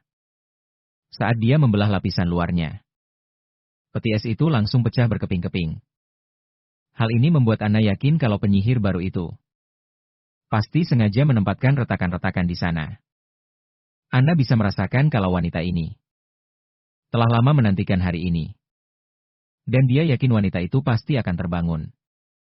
Adegan kemudian beralih ke dalam ingatan si penyihir, di mana kita melihat seorang kesatria yang sedang berusaha keras meyakinkannya bahwa tembok pertahanan telah berhasil ditembus. Dan pasukan sekutu tidak akan bisa bertahan lebih lama lagi. Jadi mereka harus segera pergi dari sana. Tetapi wanita itu hanya menyuruhnya untuk melepaskannya, sambil bersikeras kalau dia juga bisa ikut bertarung. Saat itulah sesosok monster raksasa muncul, menginjak-injak setiap manusia yang ada di hadapannya. Ukurannya begitu besar, sampai-sampai ada 3 iblis yang menunggangi punggungnya. dan iblis-iblis lainnya sedang membuat kekacauan di daratan. Bahkan dengan semua kekacauan di sekelilingnya. Penyihir es itu tetap saja keras kepala. Sementara pria itu terus-menerus mencoba membujuknya untuk pergi. Si penyihir menegaskan bahwa sebagai anggota penyihir dari kota suci, ajalnya juga akan tiba di medan pertempuran. Tetapi ekspresinya mendadak berubah ketika dia melihat sesuatu yang tak terduga di langit. Ternyata itu adalah seorang penyihir lain yang jatuh menghantam ke bawah dengan pedangnya yang besar. Kabarnya, dialah sang satria langit utusan aliansi. Seorang transcenden dengan kekuatan yang tak tertandingi. Semangat juang wanita ini berkobar-kobar dahsyat. Dan begitu kakinya menjejak tanah, dia langsung menyapu bersih segerombolan iblis. Seolah-olah mereka hanya sampah tak berharga. Pendaratannya begitu dahsyat. Sampai-sampai tanah di bawah kakinya hancur berkeping-keping. Setelah itu, dia menyuruh semua orang untuk segera pergi. Dia meyakinkan kalau dirinya akan baik-baik saja. Dan mendesak mereka untuk segera menyingkir. Selagi kesempatan masih ada. Para prajurit menolak, merasa tak ada lagi yang bisa diperjuangkan. Karena ini adalah satu-satunya kota suci yang tersisa. Tapi nyatanya mereka tetap gagal membendung serangan para iblis. Sang penyihir es akhirnya tak kuasa menahan air matanya. Dia baru tersadar kalau mereka sudah kehilangan puluhan ribu nyawa. Baik warga maupun prajurit. Mereka sudah mengerahkan segala cara yang mereka bisa. Namun tetap saja, mereka berada di ambang kekalahan. Tapi wanita tangguh itu berkata kalau mereka tidak boleh menyerah. Harapan masih ada. Sambil mengangkat pedangnya tinggi-tinggi, dia berusaha membangkitkan kembali semangat juang semua orang. Dia memerintahkan mereka untuk menyeberangi gunung dan menyusuri sungai, menuju ke tanah terlantar. Katanya di sana mereka bisa membangun kembali peradaban. Dan dengan bertahan hidup, mereka pada akhirnya akan meraih kemenangan. Semua warga pun akhirnya mulai bergerak mundur. Akan tetapi, sang penyihir es masih saja ragu. Dia ragu apakah mereka benar-benar sanggup membangun kembali peradaban. Perasaan putus asa mulai menyelimutinya. Alasan dari keputusasaannya adalah karena bahkan kota suci mereka yang paling makmur sekalipun, yang berdiri di atas tanah paling subur, nyatanya bisa hancur dalam sekejap mata, rapuh bak istana pasir. Hanya menyisakan kepanikan dan kekacauan yang meliputi semua orang. Dia pun berpikir, apa dengan kabur saja sudah cukup untuk lolos dari kejaran para iblis? Namun tiba-tiba, kata-kata Alice kembali terngiang di benaknya. Dia pun mulai yakin, selama mereka bisa bertahan hidup, kemenangan pasti akan mereka raih suatu saat nanti. Aku rasa, wanita dengan pedang raksasa tadi pastilah Alice. Terlepas dari itu semua, dia yakin kalau batu-batu sihir, beserta dokumen-dokumen penting, yang tersimpan di fasilitas riset Misty Ferret, akan menjadi penentu keberhasilan misi mereka. Karena itulah, untuk saat ini ia hanya bisa menguatkan tekadnya. Dan terus memaksa dirinya maju, sebab mewariskan pengetahuan ini kepada generasi berikutnya adalah satu-satunya harapan agar umat manusia bisa bertahan hidup. Ia juga mengungkapkan adanya sebuah kepercayaan yang populer di kota suci bahwa para penyihir adalah kaum pilihan para dewa. Sementara itu, kaum manusia biasa yang tidak memiliki kekuatan sihir hanyalah batu loncatan bagi mereka. Akan tetapi, para manusia biasa yang perisainya dipenuhi dengan keberanian dan tekad baja, memiliki kualitas-kualitas tertentu yang tidak dipunyai oleh para penyihir. Melihat para prajurit manusia yang rela mengorbankan nyawa, tekadnya untuk tidak mati di tempat ini kini semakin membara. Ia sadar betul. Ia harus memastikan semua data dan hasil temuannya aman. Ia melintasi pegunungan dan menyeberangi sungai. Sementara para iblis tak henti-hentinya memburunya dari belakang. Ketika ia akhirnya sampai di laboratorium riset hutan berkabut, ia menemukan batu sihir yang sama persis. Ia langsung menyambarnya dan memutuskan untuk menyampaikan pesan itu. Tetapi tepat pada saat itu, para iblis berhasil mendobrak masuk ke ruangan. Salah satu dari mereka melemparkan tombak secepat kilat. Tetapi dengan sigap ia menggunakan kekuatan esnya untuk melindungi diri. Terkurung sendirian di dalam pelindung es buatannya. Ia tak tahu lagi apakah dirinya masih hidup atau sudah mati. Tiba-tiba, secercah cahaya terang mulai berpendar. Dan tirai kegelapan pun tersingkap saat ia membuka matanya. Di dunia nyata, Wendy dan Anna yang melihatnya langsung terperanjat. Dan berteriak kepada Yang Mulia bahwa wanita itu telah siuman. Penyihir es itu pun mendengar perkataan mereka. Dan bertanya-tanya mengapa mereka menggunakan panggilan yang begitu usang. Sebuah gelar kuno untuk menyapa seseorang. Sepertinya wanita ini. Jangan-jangan benar-benar berasal dari zaman yang lebih maju. Tapi entahlah, kita harus menunggu kelanjutannya untuk tahu. Mereka pun dengan cepat berkumpul di sekelilingnya. Dan sang pangeran menanyakan keadaannya. Namun, pertanyaan pertama yang dilontarkan wanita itu adalah di mana ia berada. Sang pangeran memberitahukan bahwa ia kini berada di kota perbatasan. Di wilayah barat kerajaan Grey Castle. Dan bahwa dirinya adalah pangeran keempat Grey Castle, Raulan. Wimbledon, ia lalu memperkenalkan semua wanita di sana.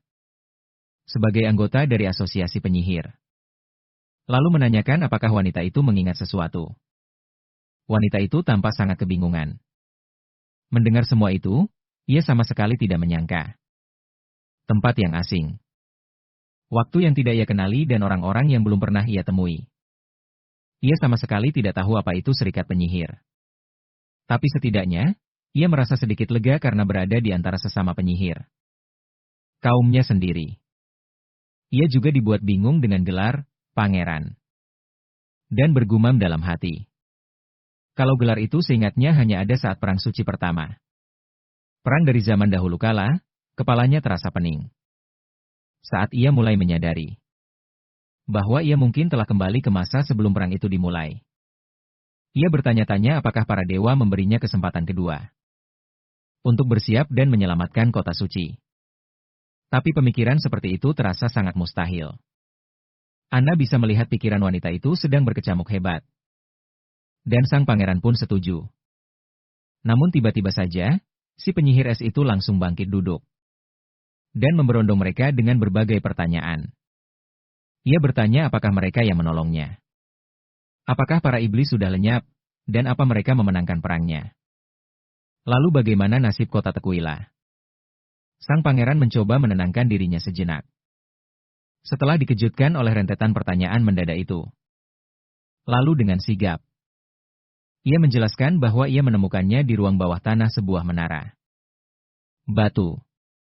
Penyihir es itu kemudian dengan kasar menepis tangan Wendy. Padahal gadis itu hanya berniat untuk menenangkannya. Dengan raut wajah angkuh, ia berpikir dalam hati. Bahwa biasanya ia tidak peduli soal status. Tapi kali ini ia merasa sangat diremehkan.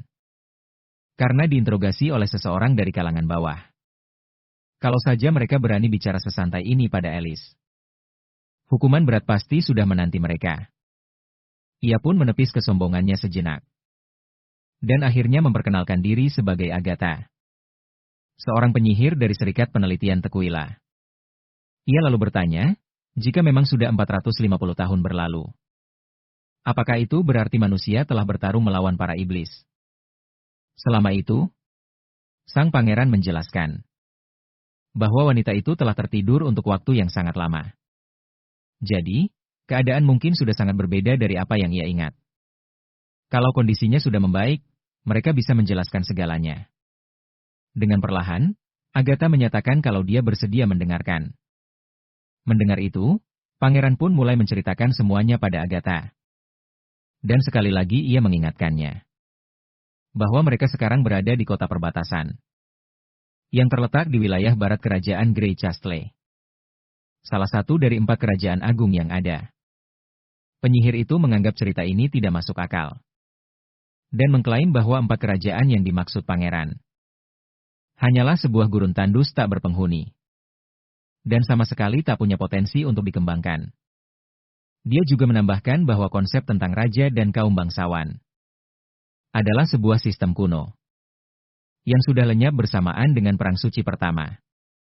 Baginya, ini adalah hal yang sangat konyol. bahwa para penyihir kini diburu oleh manusia biasa. Dan ia pun bertanya siapa yang berani-beraninya melakukan hal itu. Seketika, ia mencoba mengerahkan kekuatan sihirnya. Namun tidak ada yang terjadi saat ia menyingkap selimutnya.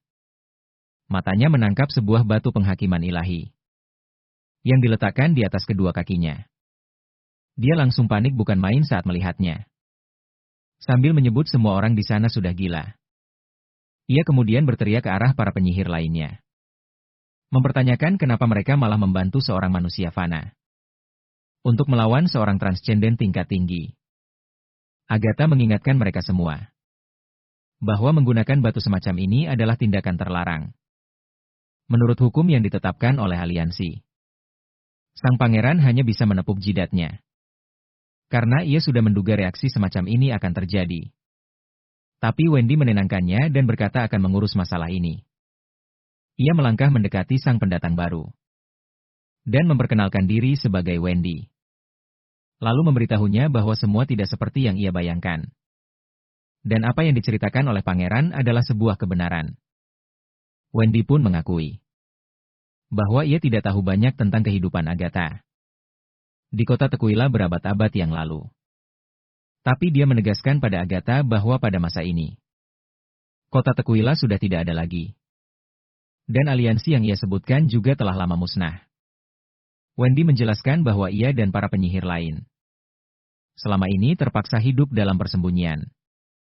Hingga akhirnya mereka berjumpa dengan Pangeran Rowland. Dialah yang memberikan mereka tempat berlindung yang aman dan mendorong mereka untuk mengerahkan kekuatan demi menjadikan dunia sebagai tempat yang lebih baik.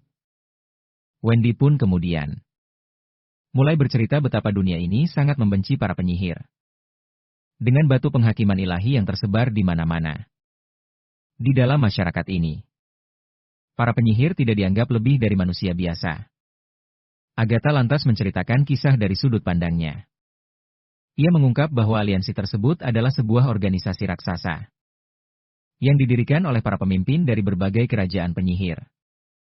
Aliansi itu beranggotakan banyak penyihir tingkat tinggi, beserta makhluk-makhluk transenden demi memenangkan perang suci.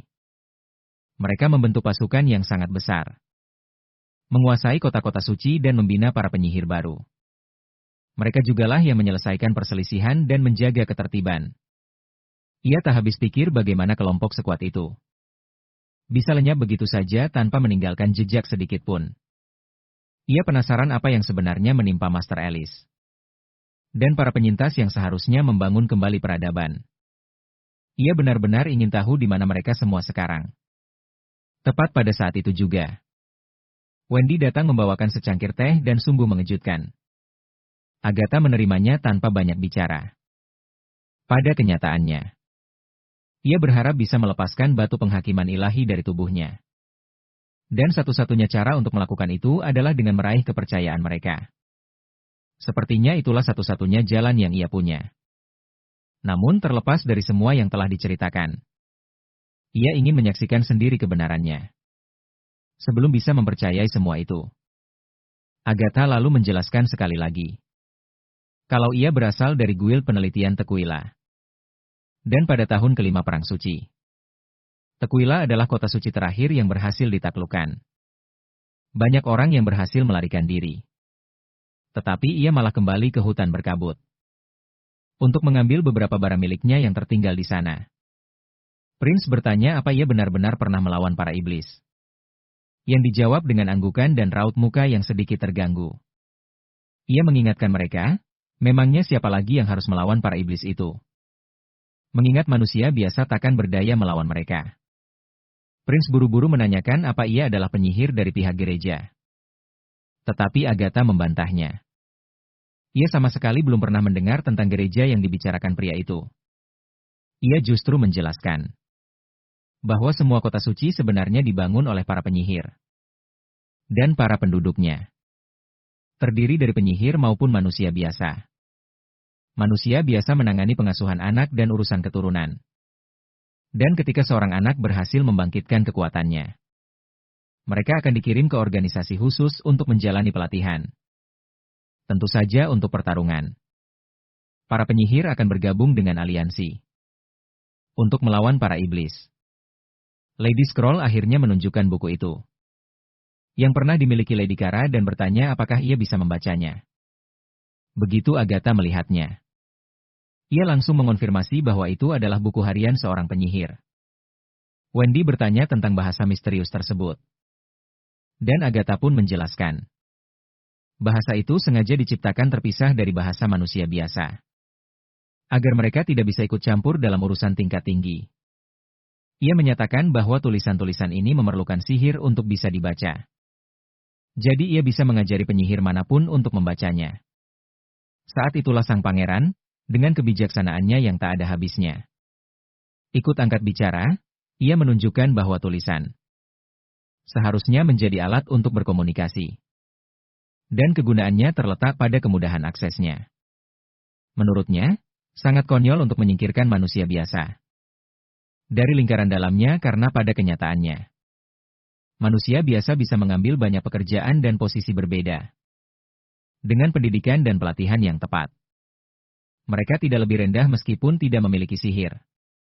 Agatha merenung sejenak. Meskipun ia tidak keberatan bekerja sama dengan manusia biasa, ia tidak suka saat mereka bertingkah seolah-olah merekalah yang memegang kendali. Bahkan kepala pelayan di keluarganya saja jauh lebih sopan daripada pangeran ini. Lalu, Sister Scroll bertanya apakah ia pernah mendengar nama Alice. Penyebutan nama itu membuat Agatha terkejut. Dan ia bertanya dari mana mereka mendengarnya. Ia bertanya lebih jauh. Apakah pengetahuan dari 450 tahun yang lalu masih ada hingga kini? Sister Scroll pun menjelaskan bahwa mereka menemukan buku ini di hutan timur. Dan nama Alice tertulis di halaman terakhir. Menggunakan bahasa manusia biasa, Agatha. Lalu dijelaskan kalau Alice adalah ratu dari kota Komet. Salah satu dari 3 pemimpin aliansi. Dia adalah sosok transenden yang luar biasa. Artinya levelnya bahkan sudah melampaui tingkat transenden. Dan dia merupakan penyihir terkuat di dalam aliansi. Agatha sama sekali tidak kaget. Kalau tidak ada seorang pun di sini yang tahu tentang penyihir transenden ini. Terutama karena pengetahuan tersebut telah lama hilang di telan waktu. Dia pun menjelaskan bahwa sebenarnya tidak ada batasan untuk kekuatan seorang penyihir. Dengan waktu, latihan, dan pengalaman yang cukup. Hanya segelintir penyihir yang beruntung, yang mampu mengembangkan kemampuan mereka menjadi sesuatu yang sangat dahsyat. Ini disebut sebagai kebangkitan superior. Dan fenomena ini tidak memiliki batasan. Pertumbuhannya tidak selalu pasti atau bisa ditebak. Berbicara soal kebangkitan kekuatan, Prince teringat kalau mereka punya 4 penyihir yang telah berhasil mencapainya. Hal ini membuat Agatha syok karena itu adalah sesuatu yang sulit dipercaya. Dia pun bertanya ada berapa total penyihir di serikat mereka. Wendy menjawab kalau jumlahnya hanya ada 10. Dan fakta ini membuat Agatha semakin tercengang. Baginya hal itu terdengar sangat tidak masuk akal. Bahwa 4 dari 10 penyihir telah mengalami kebangkitan kekuatan. Dia lalu mencoba menjelaskan kalau para penyihir yang berhasil mengembangkan kekuatan mereka itu bukan main-main. Mereka adalah orang-orang yang terpilih oleh para dewa. Dan hal-hal semacam itu. Saat itulah Prince memberi isyarat agar Anna maju ke depan. Saat Anna bersiap untuk menunjukkan kemampuannya, Agatha tidak bisa berhenti. Berpikir kalau Anna terlihat masih sangat muda. Dan seharusnya belum punya cukup pengalaman atau pengetahuan untuk menjadi penyihir yang telah bangkit. Pertama-tama, Anna menunjukkan kekuatan apinya. Dan Agatha memastikan kalau itu adalah kemampuan api. Yang sebenarnya cukup umum, akan tetapi Prince memberitahunya kalau itu belum semuanya. Karena itu hanyalah kemampuan awal yang dimiliki Anna. Kemudian Anna menunjukkan tahap kedua dari kemampuannya. Dengan memadatkan api miliknya. Seraya membentuk sebuah kubus dari api tersebut. Agatha pun benar-benar dibuat terperangah. Sementara itu, pangeran dengan santainya nyeletuk.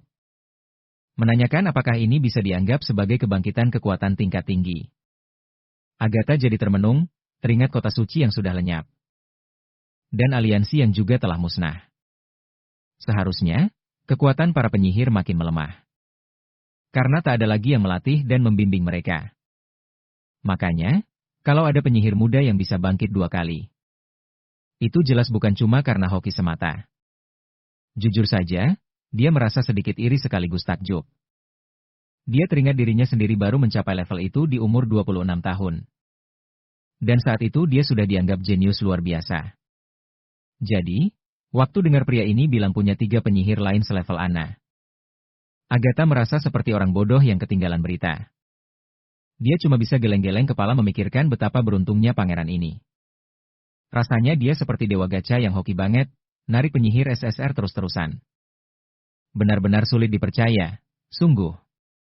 Akhirnya, dia mengalah dan mengakui kalau kemampuan Anna memang sudah masuk hitungan. Dia pun mulai mengakui status pangeran sebagai yang mulia. Lalu dia bertanya, di umur berapa Anna pertama kali mengalami kebangkitan?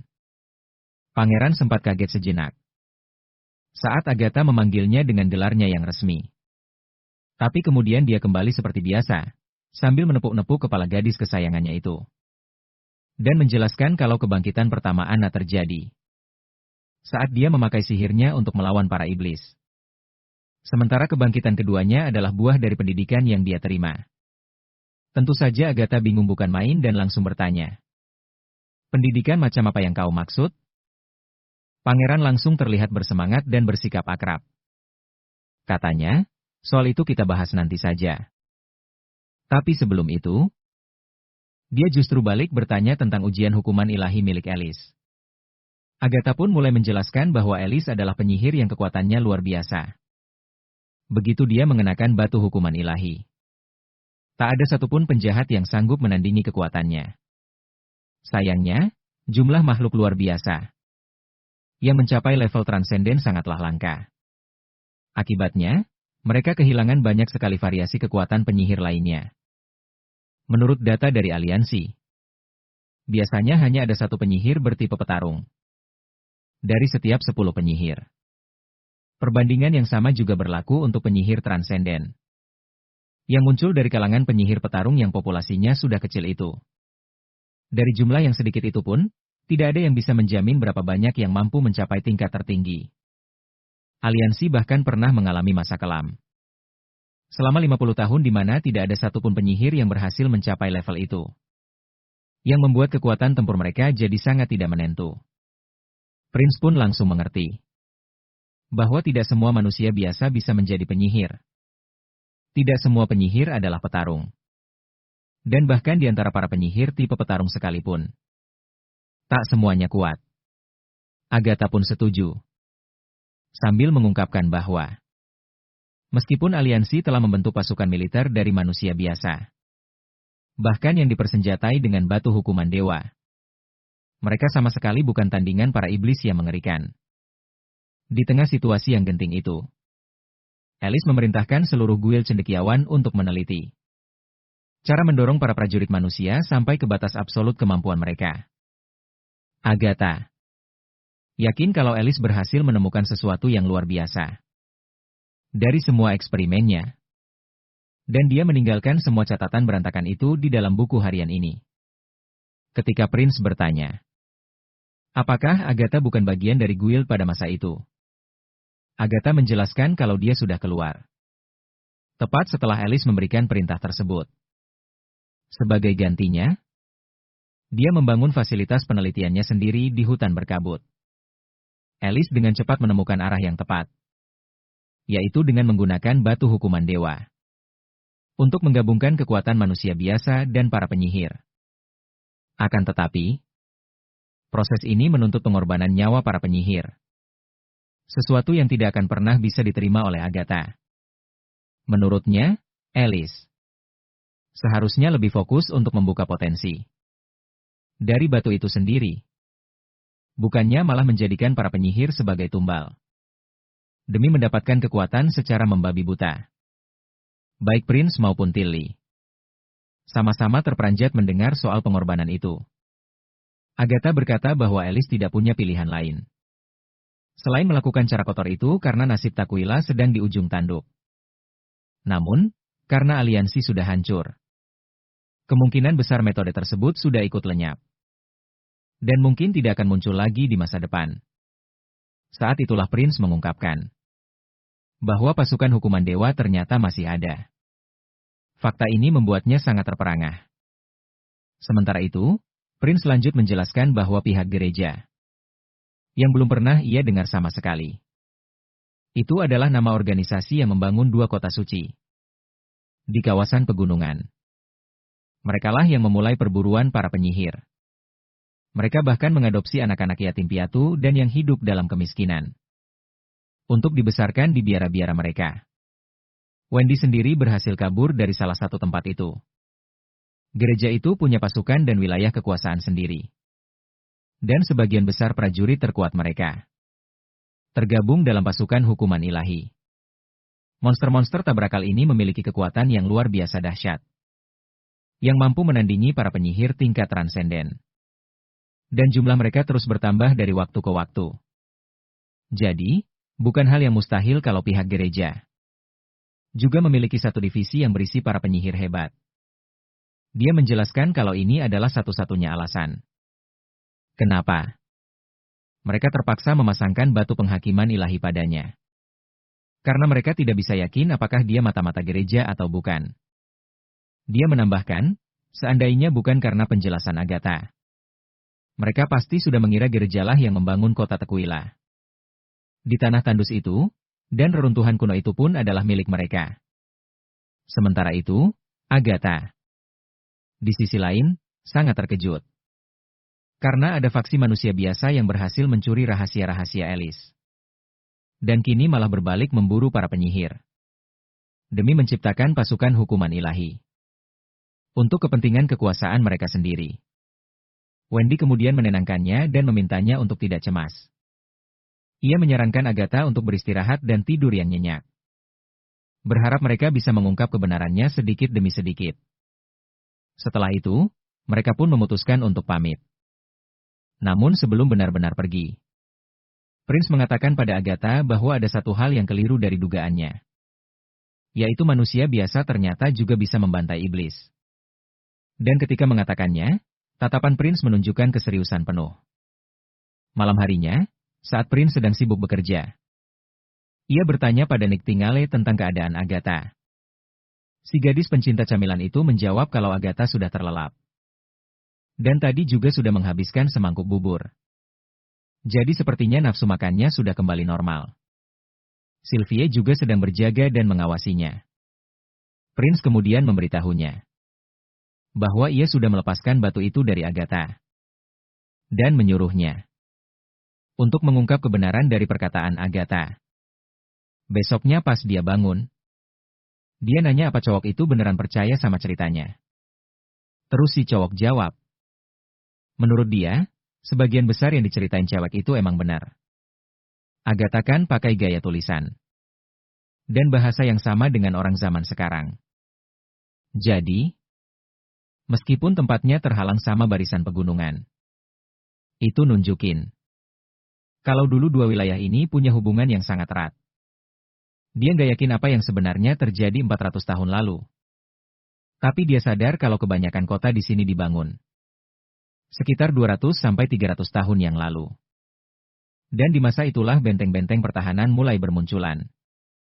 Dia dari dulu selalu penasaran gimana caranya para ahli nujum dan alkemis bisa tahu begitu banyak hal tanpa ada catatan penelitian mereka sama sekali.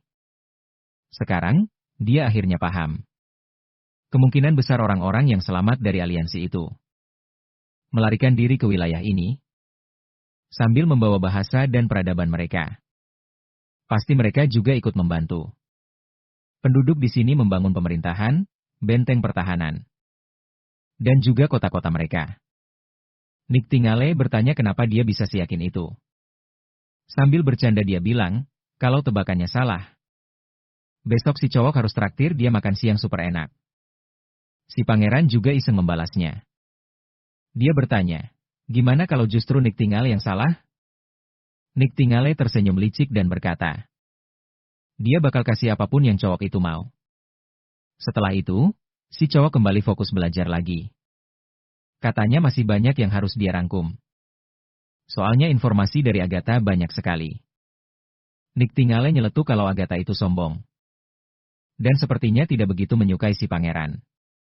Dan si pangeran setuju banget soal itu. Bagaimanapun juga, Agatha pernah hidup di dunia di mana derajat penyihir jauh di atas manusia biasa. Jadi di mata Agatha, si pangeran mungkin cuma dianggap seperti rumput liar di pinggir jalan. Nick Tingale pun bertanya apa dia tidak membenci Agatha. Si pangeran menggelengkan kepala dan bilang tidak. Dia menjelaskan kalau Agatha hanyalah seorang korban yang telah ditinggalkan oleh waktu. Coba bayangkan, gimana rasanya tertidur di dalam peti mati es selama 400 tahun. Lalu pas bangun, ternyata dunia udah berubah total. Rasa takut karena semua hal terasa begitu asing. Pasti bakal bikin siapa aja jadi super waspada. Dia yakin, begitu wanita itu bisa menerima kenyataan yang ada, pandangannya pun bakal ikut berubah. Nick Tingale pun mengerti soal itu. Dan dia bilang kalau sebenarnya dia udah bisa nebak kalau pria itu bakal ngomong kayak gitu. Tapi, Nick Tingale meyakinkan pria itu kalau dia nggak akan membiarkan Agatha menghinanya sedikit pun. Oke deh, kayaknya sampai di sini dulu untuk video kali ini. Coba kasih tahu pendapat kalian, ya. Kalian lebih suka aku tetap ceritain alurnya secara detail kayak gini? Atau mending aku ringkas aja ceritanya? Biar kita bisa lebih cepat ngejar chapter terbarunya? Kasih tahu di kolom komentar di bawah, ya.